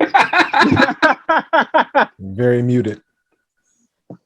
Whoops, technology, my weakness. All right, man, real quick, some honorable mentions. This was very hard, by the way. But some honorable mentions, Deadpool, man, one of my favorite Marvel characters. Zuko, one of my favorite characters from Avatar. And I'm really upset that I don't have an Avatar character on this list, but I just couldn't make room for one. Naruto, obviously I talked about Naruto earlier, super important character to me. He's honorable mention. Tommy Oliver, man. Sly was talking about Tommy from Power Rangers. And Jin from Ghost of Tsushima and Zero from Mega Man. And now we get into this top 5 here. Coming in at number 5, man, we got my favorite Star Wars character of all time, it's Darth Maul. Just one. If you guys know, Star Wars is very big on like George Lucas's influence for the Jedi was samurai, right? So if you watch the way that they fight with the lightsabers, it's a lot of kenjutsu, it's a lot of Japanese swordsmanship, and here comes Ray Park, who plays Darth Maul in The Phantom Menace, and this is the first time where you see like a wushu, like Chinese fighting style with a lightsaber, and that really just connected with me when I was growing up, and he's always been my favorite character. And also, man, just like somebody who's just like training their whole life for one moment. He was so hungry for action when he finally got to fight, Qui-Gon and Obi-Wan, man. So Darth Maul coming at number 5. Coming at number 4, man, just another character that I really love, man, and that's Storm Shadow. Storm Shadow is the G.I. Joe character. G.I. Joe played a huge role in me growing up. I still have a lot of my toys from when I was a kid. And Storm Shadow and Snake Eyes, man, the two ninja characters. But Storm Shadow was always the better character, man. He always he was the one who had the Arashikage clan in his family, and he kind of got framed for killing their master, and then he went so far. He's right that he like joined Cobra just so he could, catch the person that killed their master. And he's just, Storm Shadow is awesome. Coolest name ever, and one of the coolest looking ninjas of all time. And like I said, just the toys, man, growing up, I had tons of them. Coming in number 3, I got Jin from Samurai Champloo, man. This is a character that I love, and I think is reminds me of myself a little bit. But I love Jin, man, and that chaotic world and that underworld that they were kind of festering in that show. He still kind of maintained a little piece of honor, man, and he was just an awesome character. The quote at the end of Samurai Champloo is like my favorite thing ever when he's getting ready to save Fu from the hand of God, as they call him. You know what I'm saying? And he's like, my entire life, my whole study for the sword was for myself, and everything I've done is for myself until now. And then it's like the song that plays in that scene, it's got the hair down, and the quick fight is just one of my forces favorites. of nature, same old thing. Man. Yeah, man. It's one of my favorite scenes of all time, and he's one of my favorite characters ever, man. Coming in at number 2. This was tough. I flip-flopped my number 1 and my number 2 like 20 times. Coming in at number 2, man, we got Leonardo from the Ninja Turtles, man. Wow. This was really almost my number 1, but I kept flopping back and forth. But Leonardo, man, Ninja Turtles is like the thing that got me into martial arts. If it wasn't for Ninja Turtles, toys, comic books, the cartoons, I don't know if I would have gravitated towards martial arts the way that I did. And Leonardo, man, he's just a supreme leader, like one of the greatest fictional leaders of all time. Always puts his brothers first. He would no question like die for each one of his brothers, man. And when you think about that, and you think about every time they fight, he rarely can fight with 100% because he's put so much energy into thinking about his brothers and making sure they're good before. Yeah, you know what I mean. So that's Leonardo, man. My number 1, I'm sure everybody knows what my number 1 is. I'm sure every single person knows it. It's Kakashi from Naruto, man. It's my favorite fictional character ever. Again, just another character that reminds me of myself, especially at the point I'm at in my life now, right, where you're kind of responsible for teaching the youth, but also you still have to maintain the best version of yourself, and you still have to be ready to lead by example and go into battle and protect these younger kids while also teaching them. And Kakashi, man, he's got a messed up story. I think his backstory is really, really messed up, and I don't think a lot of people talk about it. But this is a character that like he lost literally everything every person he was close to died. Like Minato died. He killed Rin. You know what I mean? He actually killed Rin. She died. That was the girl that he was in a team with. He thought Obito died, and then he kind of joined Anbu to try to get his mind off of it. And then Minato died after he joined Anbu. Like his life was messed up, man. I don't know, and the dreams he kept having about randomly he'll wake up and just repeatedly wash his hands. Like that was sad. And then his dad committed suicide too. So he literally lost everything that he had, living on his own when he was like 8 years old. You know what I'm saying? So just great character, sweet look. Like Kakashi's the reason I started to watch Naruto. It's because I saw a picture of him and I was like, yo, what's this guy from? You know what I mean? That's it, man. It's my top 5. Number 5, Darth Maul. Number 4, Storm Shadow. Number 3, Jin from Samurai Champloo. Number 2, Leonardo from Ninja Turtles. Number 1, Kakashi. One more honorable mention. That's Jin Yu from Crouching Tiger, Hidden Dragon. Favorite movie. And she was just really the first. You know, when you're a kid, you're just naturally sexist. You know what I'm saying? You're like, oh no, she's a girl. You know what I mean? Right. Like, she was the first female character that I saw where I was like, oh, I want to do that, and she's better than all the guys. You know what I mean? So shout out to that character as well, man. Dope top 5s, man. I absolutely loved all of them. Before we get out of here, I know it's been a super long episode, but before we get out of here, we got some questions. Wait, hold on. Before we do that, my bad. I got one more emergency top 5. Bro, y'all thought y'all was safe even on episode 100? Hitman, top 5 90s action movies right now. Go. 5. Let's go. We said 90s. Let's see. Last Boy Scout. Matrix. I more for Power Rangers. 3 Ninjas. Hurry up. Now I'm just going. I'm gonna just act like I'm. Bro, he wants to be an actor. He wants to be in the work in the field. He doesn't even like movies. Matrix 1. Bro, come on. Hurry up, dog. Top 5 90s action movies. Go. Hurry up. Come on. 3 Ninjas is up there.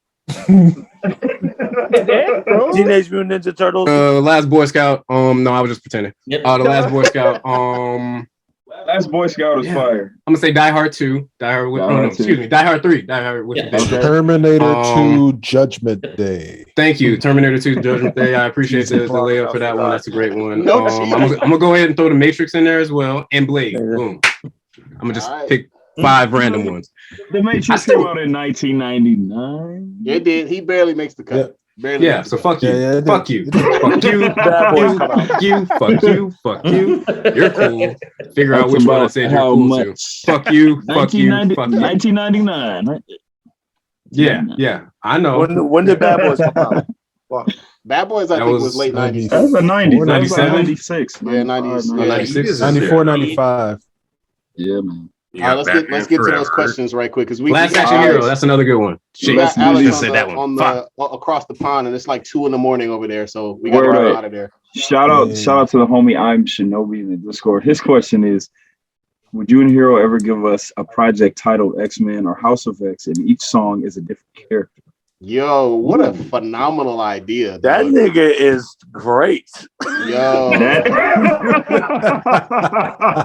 Yo. Shout out to that nigga. That's my nigga. Shout out to Shinobi. Shout out to Sincere Mischief. Trey, all my niggas on the other side. Megatron. 1, that's an awesome question. 2, I would 100% be down with something like that. Especially, man, I'm not going to totally spill the beans.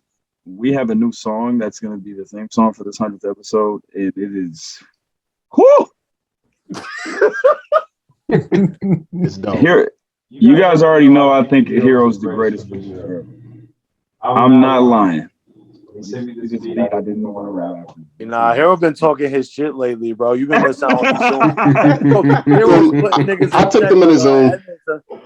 I took him in the Zoom and played a couple of joints. There was some controversy about whether or not I was any good at producing. I played a couple of joints. I got them together. It was all right. That nigga being humble, bro. He humbled niggas 2 Zooms in a row, bro. Nah, man. Like, Hero's the greatest producer. Right. Right, look at Evan.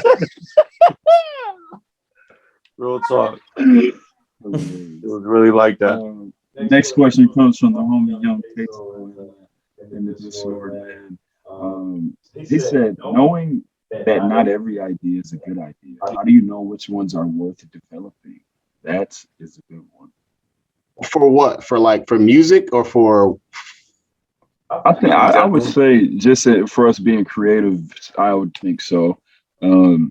That's a really good question, man. I think that in order, I think you have to try to develop everything. You know what I'm saying? You never know from the start. But I would also say this. I would also say that no idea is worth not developing. How about that? Yeah. Oof, that's a bar. For me, when I'm making music, I have a lot of good ideas. Have a lot of ideas that I think are good, and I just work on them until I run out of feel like doing this shit juice. And then at that point, like either I'll come back to it and I'll realize like what I was missing, and that piece that was missing will be there for me.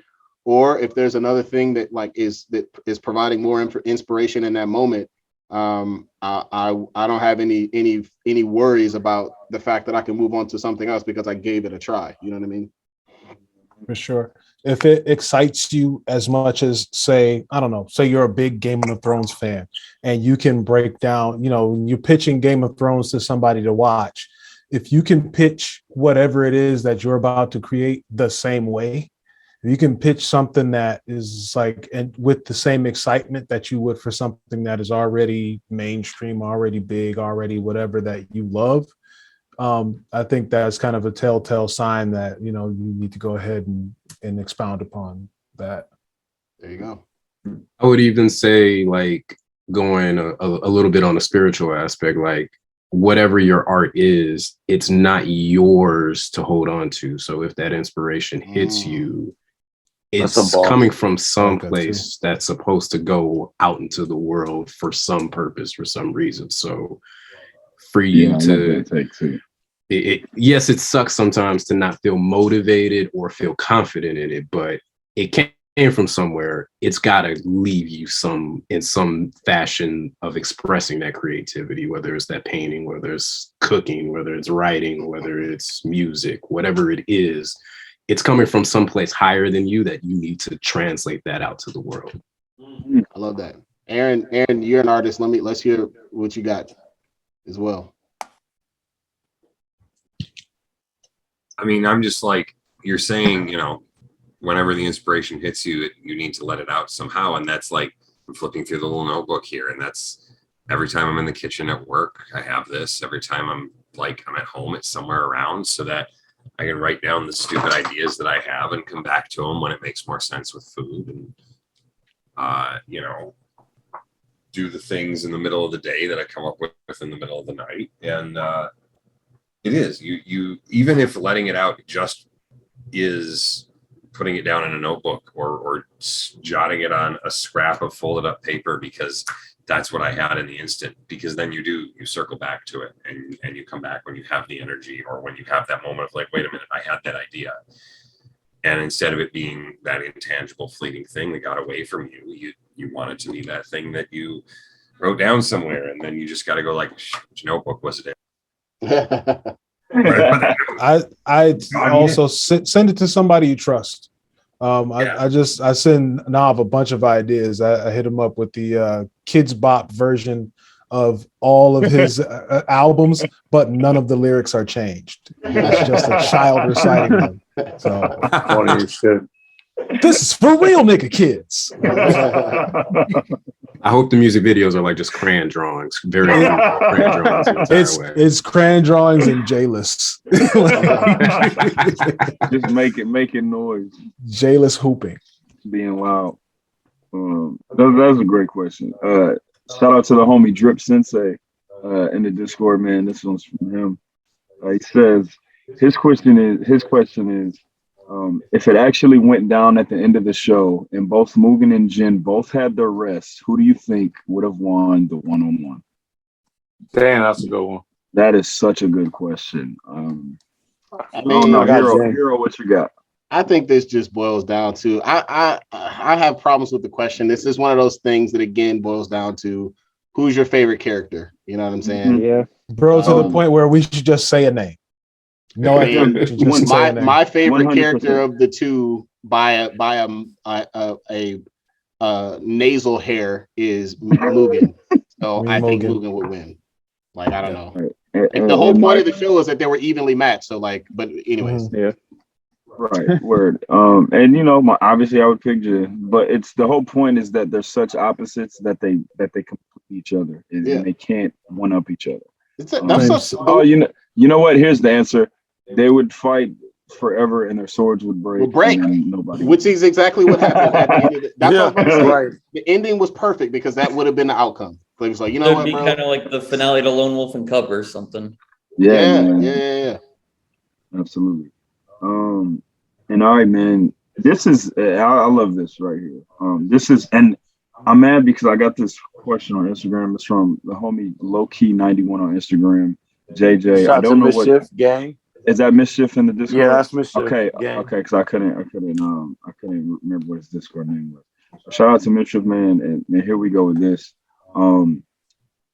So he wrote me a long message, and then he said, what do you think is the most influential advice that anybody has ever given you, or the most influential event that you were able to be a part of that you keep in your head to this day that you feel like has helped you reach the status and level of skill and creativity that we're at?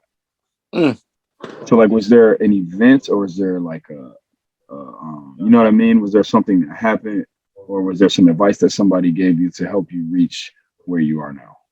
So I've answered a version of this question before, and I have a happy answer and a sad answer. The sad answer is going to a show that me and Red Pill or Chris Oric had in Ferndale, where my gear just wouldn't work, and we literally couldn't do the show. Like, my gear just would not fucking work, and I was like tearing up in the car, and it was a moment where I was just like, bro, like, this can never happen again, bro. Like, this, I have to get better. I have to find a way to make this shit work. And that's never happened to me again. I've like been meticulous about my preparation, and it's never happened to me again. So that was the sad part. The happy version of this was a culmination of moments where, when I started to lose confidence, something will happen that'll pick me back up. Like the first example of this was when I continued to win beat battle. Like, I won my first beat battle. I was like, all right, that's cool. Like, yo, that's pretty cool. Then I won my second beat battle, and I'm like, yo, like, wait, okay, I might be onto something. Then I won my third and fourth beat battles, and then I was like, hold on a minute, these niggas can't fuck with me, kind of like, I'm kind of nice. I'm like out here better than most of these people at this, and so like that was a cool moment, right? Like, so then there was another moment where I like went away for a while. Life happened, had a job, blah, blah, blah. Took some time off. This is, Noveliss knows about, this is when he was like trying to get me to be on one of his first solo records. And I dropped the ball like a fucking idiot because I didn't have time. But during that, when I was trying to get back, and shout out to Noveliss for helping me, pulling me back onto the train, I remember going to the Paramita Gallery, and like I was like playing on some beats that like I was working on, and they were like, man, like, and I didn't get the response I was looking for. And that never happens, bro. Like, people are always like really impressed when they hear my beats, and I didn't get the response that I was looking for. And I'm like, bro, like, this is shocking. Like, have I gotten trash in the time that I've been away? But I got some good advice. I don't remember like who told me what, but I just stuck with it. And then that next weekend, I had a beat profile at the Paramita Gallery, that same gallery. And to this day, they say that because it was me, Elijah Day. Oh, that was it was me, Elijah Day, and who was it? I was there. I think, was Doc there too? I think Doc was at another one, but Nolan. Nolan. Yeah. So it was me, Elijah Day, Nolan, and Foulmouth. And to this day, like, greatest one ever. People say that was the best one ever, and we all killed it. And like, yeah, man, like, those guys are all like professional Detroit beat maker. Like, I mean, those are the guys. And like, but I was right there with them. Like, I'm one of the guys too. You know what I'm saying? Like, so that was like a really cool reminder that, like, even if you take some time away, like, the work that you done put in and the legitimacy that you've earned is like lasting. And so that was super cool. That was great.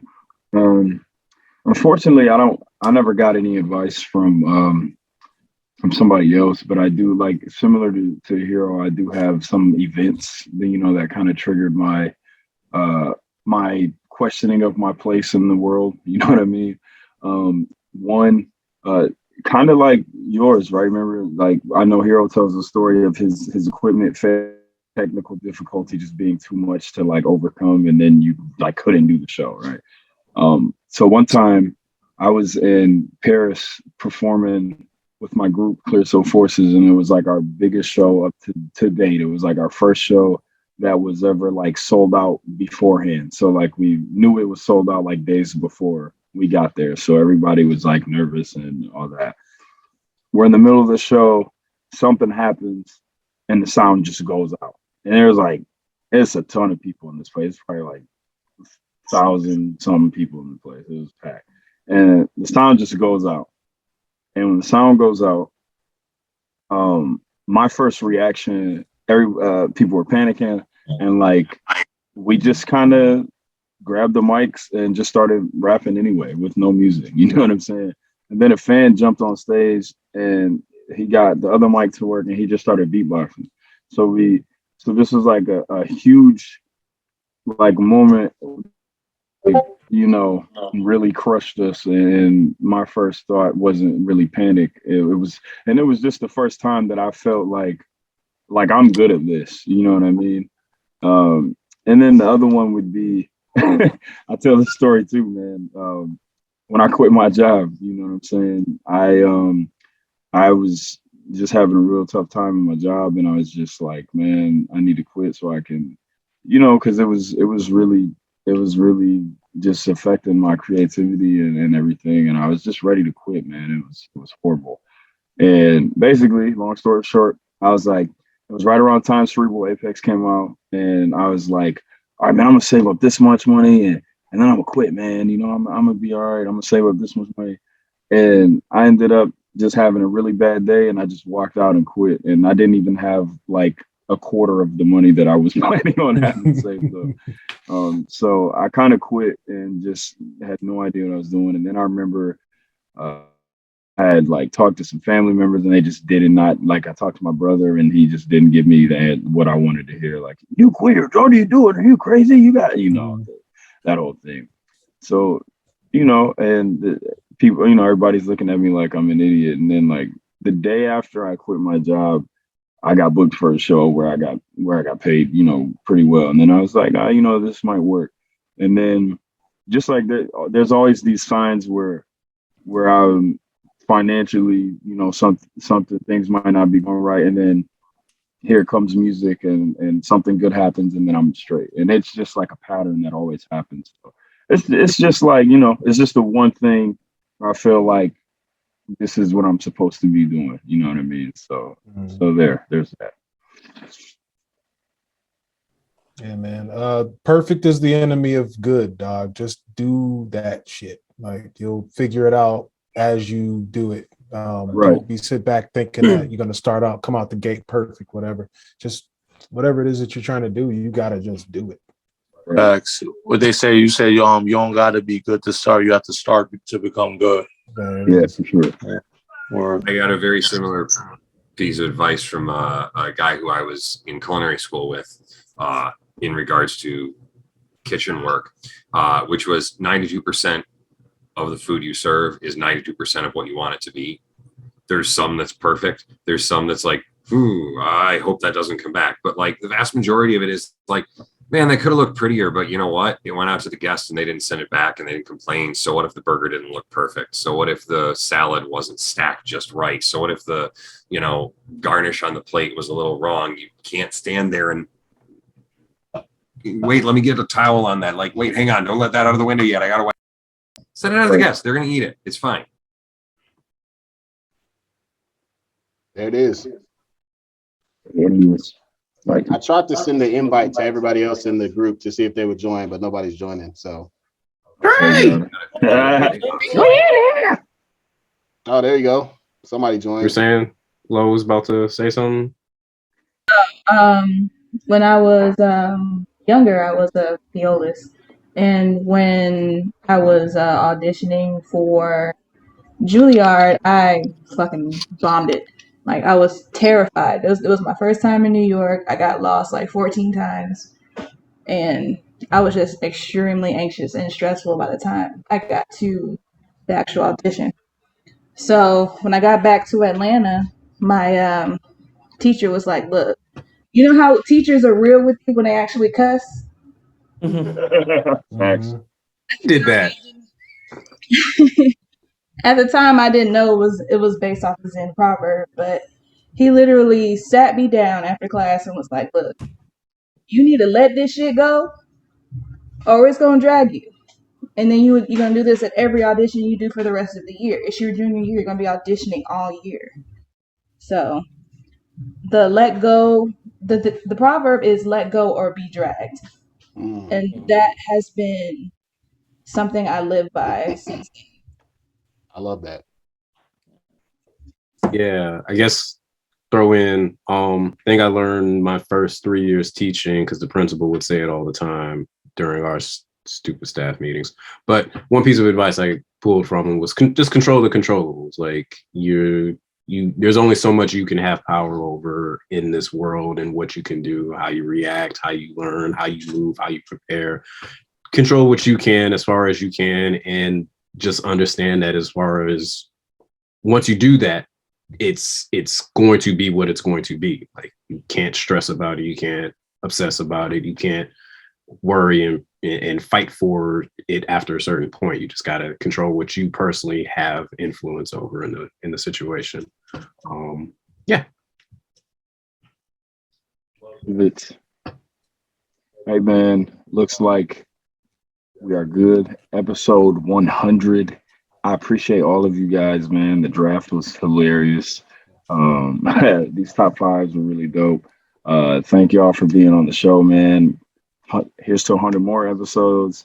I hope all you guys are out here prospering, man, and just keep your heads up, man. Positive energy to everybody. We love y'all. Thank you. Building this community of good people with like-minded humor and everything. It's fantastic. Samantha, shout out to y'all, man. 100th episode coming on Tuesday. Lots of amazing art that you guys are gonna see. New theme song. It's gonna be dope, man. Thank y'all for listening. Peace. Cut that down to short enough for broadcast. Yep, no, this is gonna be 4 hours. You guys got to deal with it. I'm not cutting out nothing. Parts, you know. I'm afraid you're gonna come and burn an ankh on my lawn, brother. I'm still mad we didn't get a Vince. Special thanks to Samson, bro. It's literally like 3 a.m. over there, ain't it? No, it's just after 1, so it's not too bad. It's okay. All right. Well, you'll be all right. Still late. Nigga, you're fine. Great. Shout out to I'm still mad we didn't get shout out to Trey. I was trying to get I wanted to get like 1,000 people to join all at once at the end, so we could see. That would have been dope. But you know, the people want to join. Appreciate y'all, man. Thank you. Dollar. Yeah, man. Right, And if it's anything anybody needs within reason, hit us up. Man, you know, love y'all. Man. Reason it got within reason. Don't ask for $1,000. Yo, within reason, some funny shit. I love that disclaimer. What about Tree Fitty? Nope, not gonna be able to go. Right.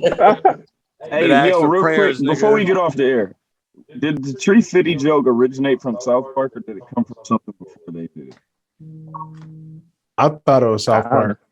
Yeah, I didn't hear anything before that. Before South Park. Okay. Yeah, it's just old black people. That's about it. Yeah. I need about Tree Fitty.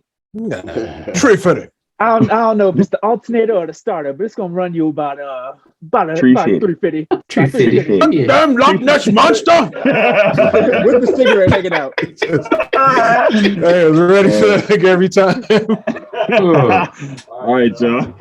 All right, y'all. Later. Yo, this is Mega Ran, teacher, rapper, hero. And I just want to send a quick shout out to my brothers from other mothers, Hero and Noveliss, for 100 episodes of the SwordCast. Here's to 100 at least more. I'd say let's go for 1,000 more. And then y'all can split off and do like Sword and Cast. And then you can have like warring, beefing podcasts. You know what I'm saying? Anyway, I know that I must love y'all brothers because I took a break from Halo Infinite just to shout y'all out and tell y'all how much I'm proud of y'all for doing the work. Keep it up. Much love. I'll talk to y'all soon. SwordCast, peace. What up, fools? It is I, the one, the only Oroku Saki, aka the Shredder. By my dog, my best friend, the god Krang. And we just want to send a major congratulatory shout out to the SwordCast pod for 100 episodes. Y'all boys is doing it big. Real big out here. And we want you to know that even here on Dimension X, they fucks with y'all heavy, just as we do. So, congratulations on this 100 episodes, and many more hundreds of episodes of the SwordCast pod. Ninja Vanish. Ooh, wee. All right. You know something, man? The Hulkster's been listening to the SwordCast pod, man, ever since that time I was on there with my main man, Vinnie Mac, brother. And now that I found out that you brothers are on your 100th episode, man, I think it's time that you invite me back on the show, man. Because you two brothers are just the kind of niggers, brothers that I was talking about, man. I think I would be completely and totally happy with either one of you, man, taking my daughter as your bride, man.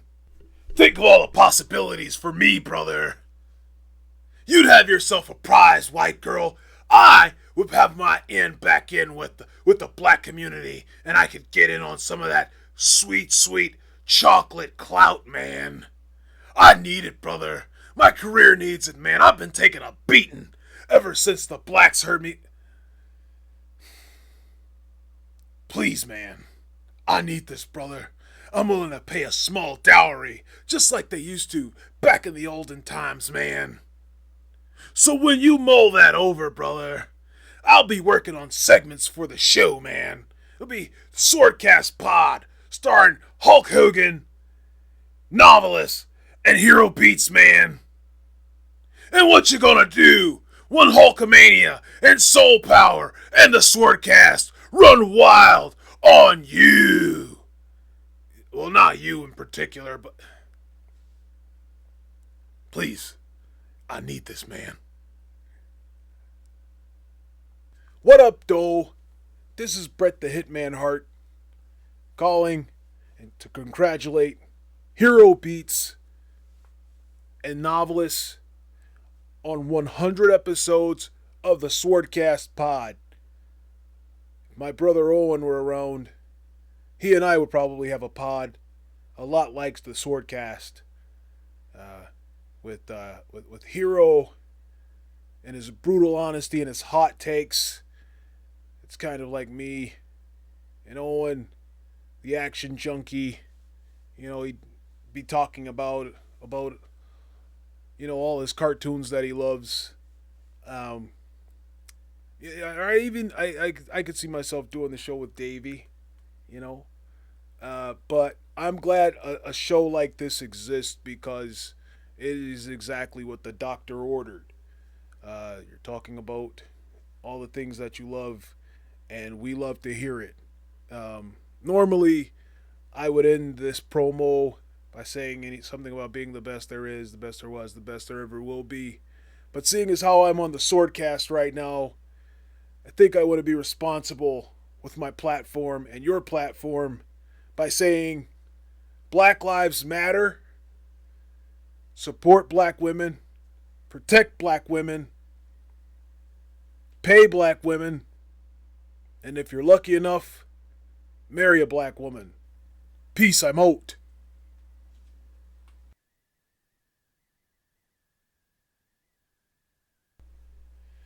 Hi, this is Uncle Dave Melcher from the Wrestling Observer newsletter, here to just send a congratulations to Hero Beach and Noveliss for 100 episodes of the SwordCast pod.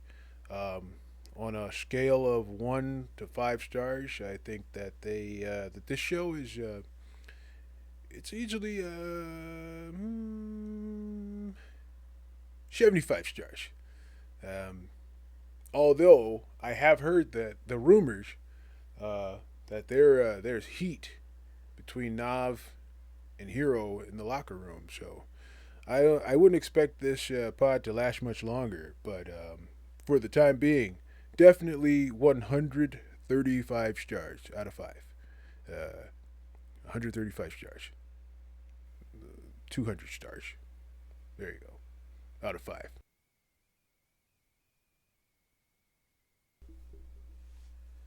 Hey y'all, how's it going? My name is Mark Calloway, but you probably know me as The Undertaker. That's who I was in my former life, and now I spend my days playing Uno with my wife Michelle and supporting the police. That's right, Blue Lives Matter, and I just came on here to say that.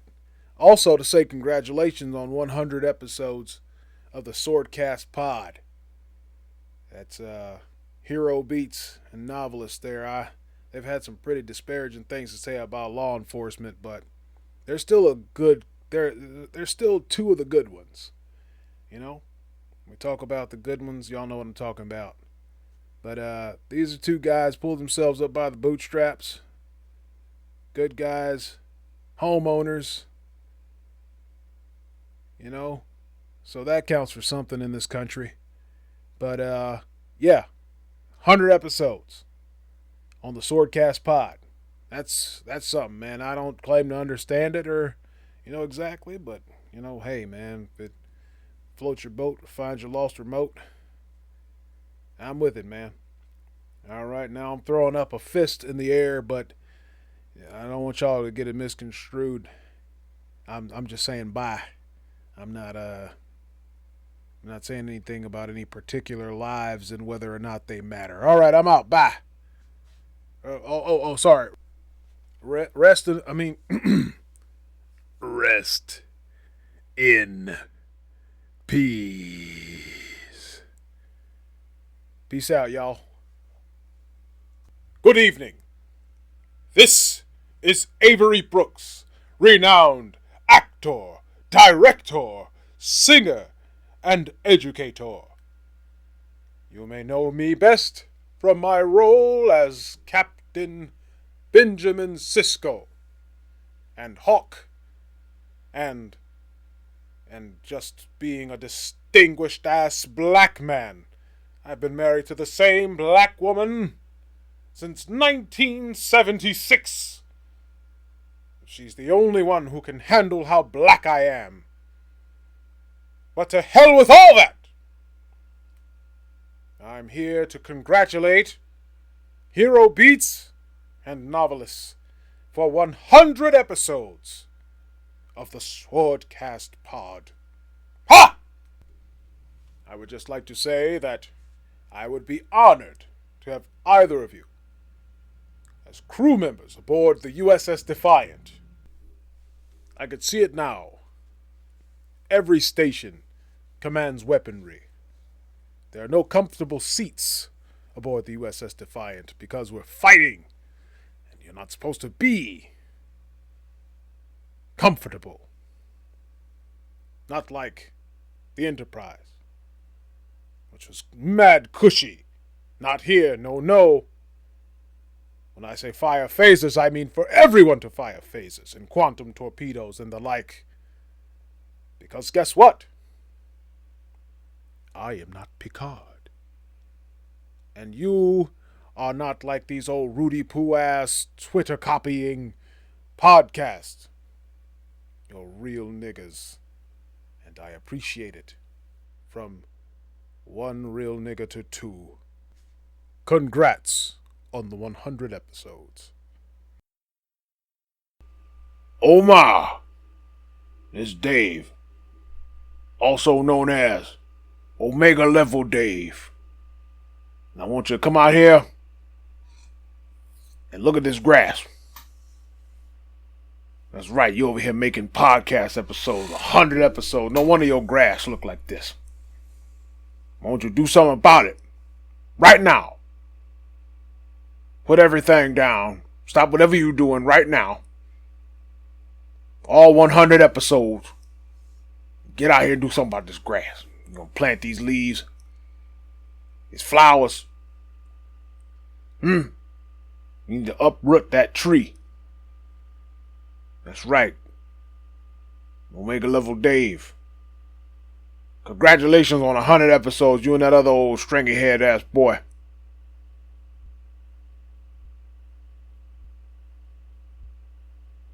I don't know what y'all doing.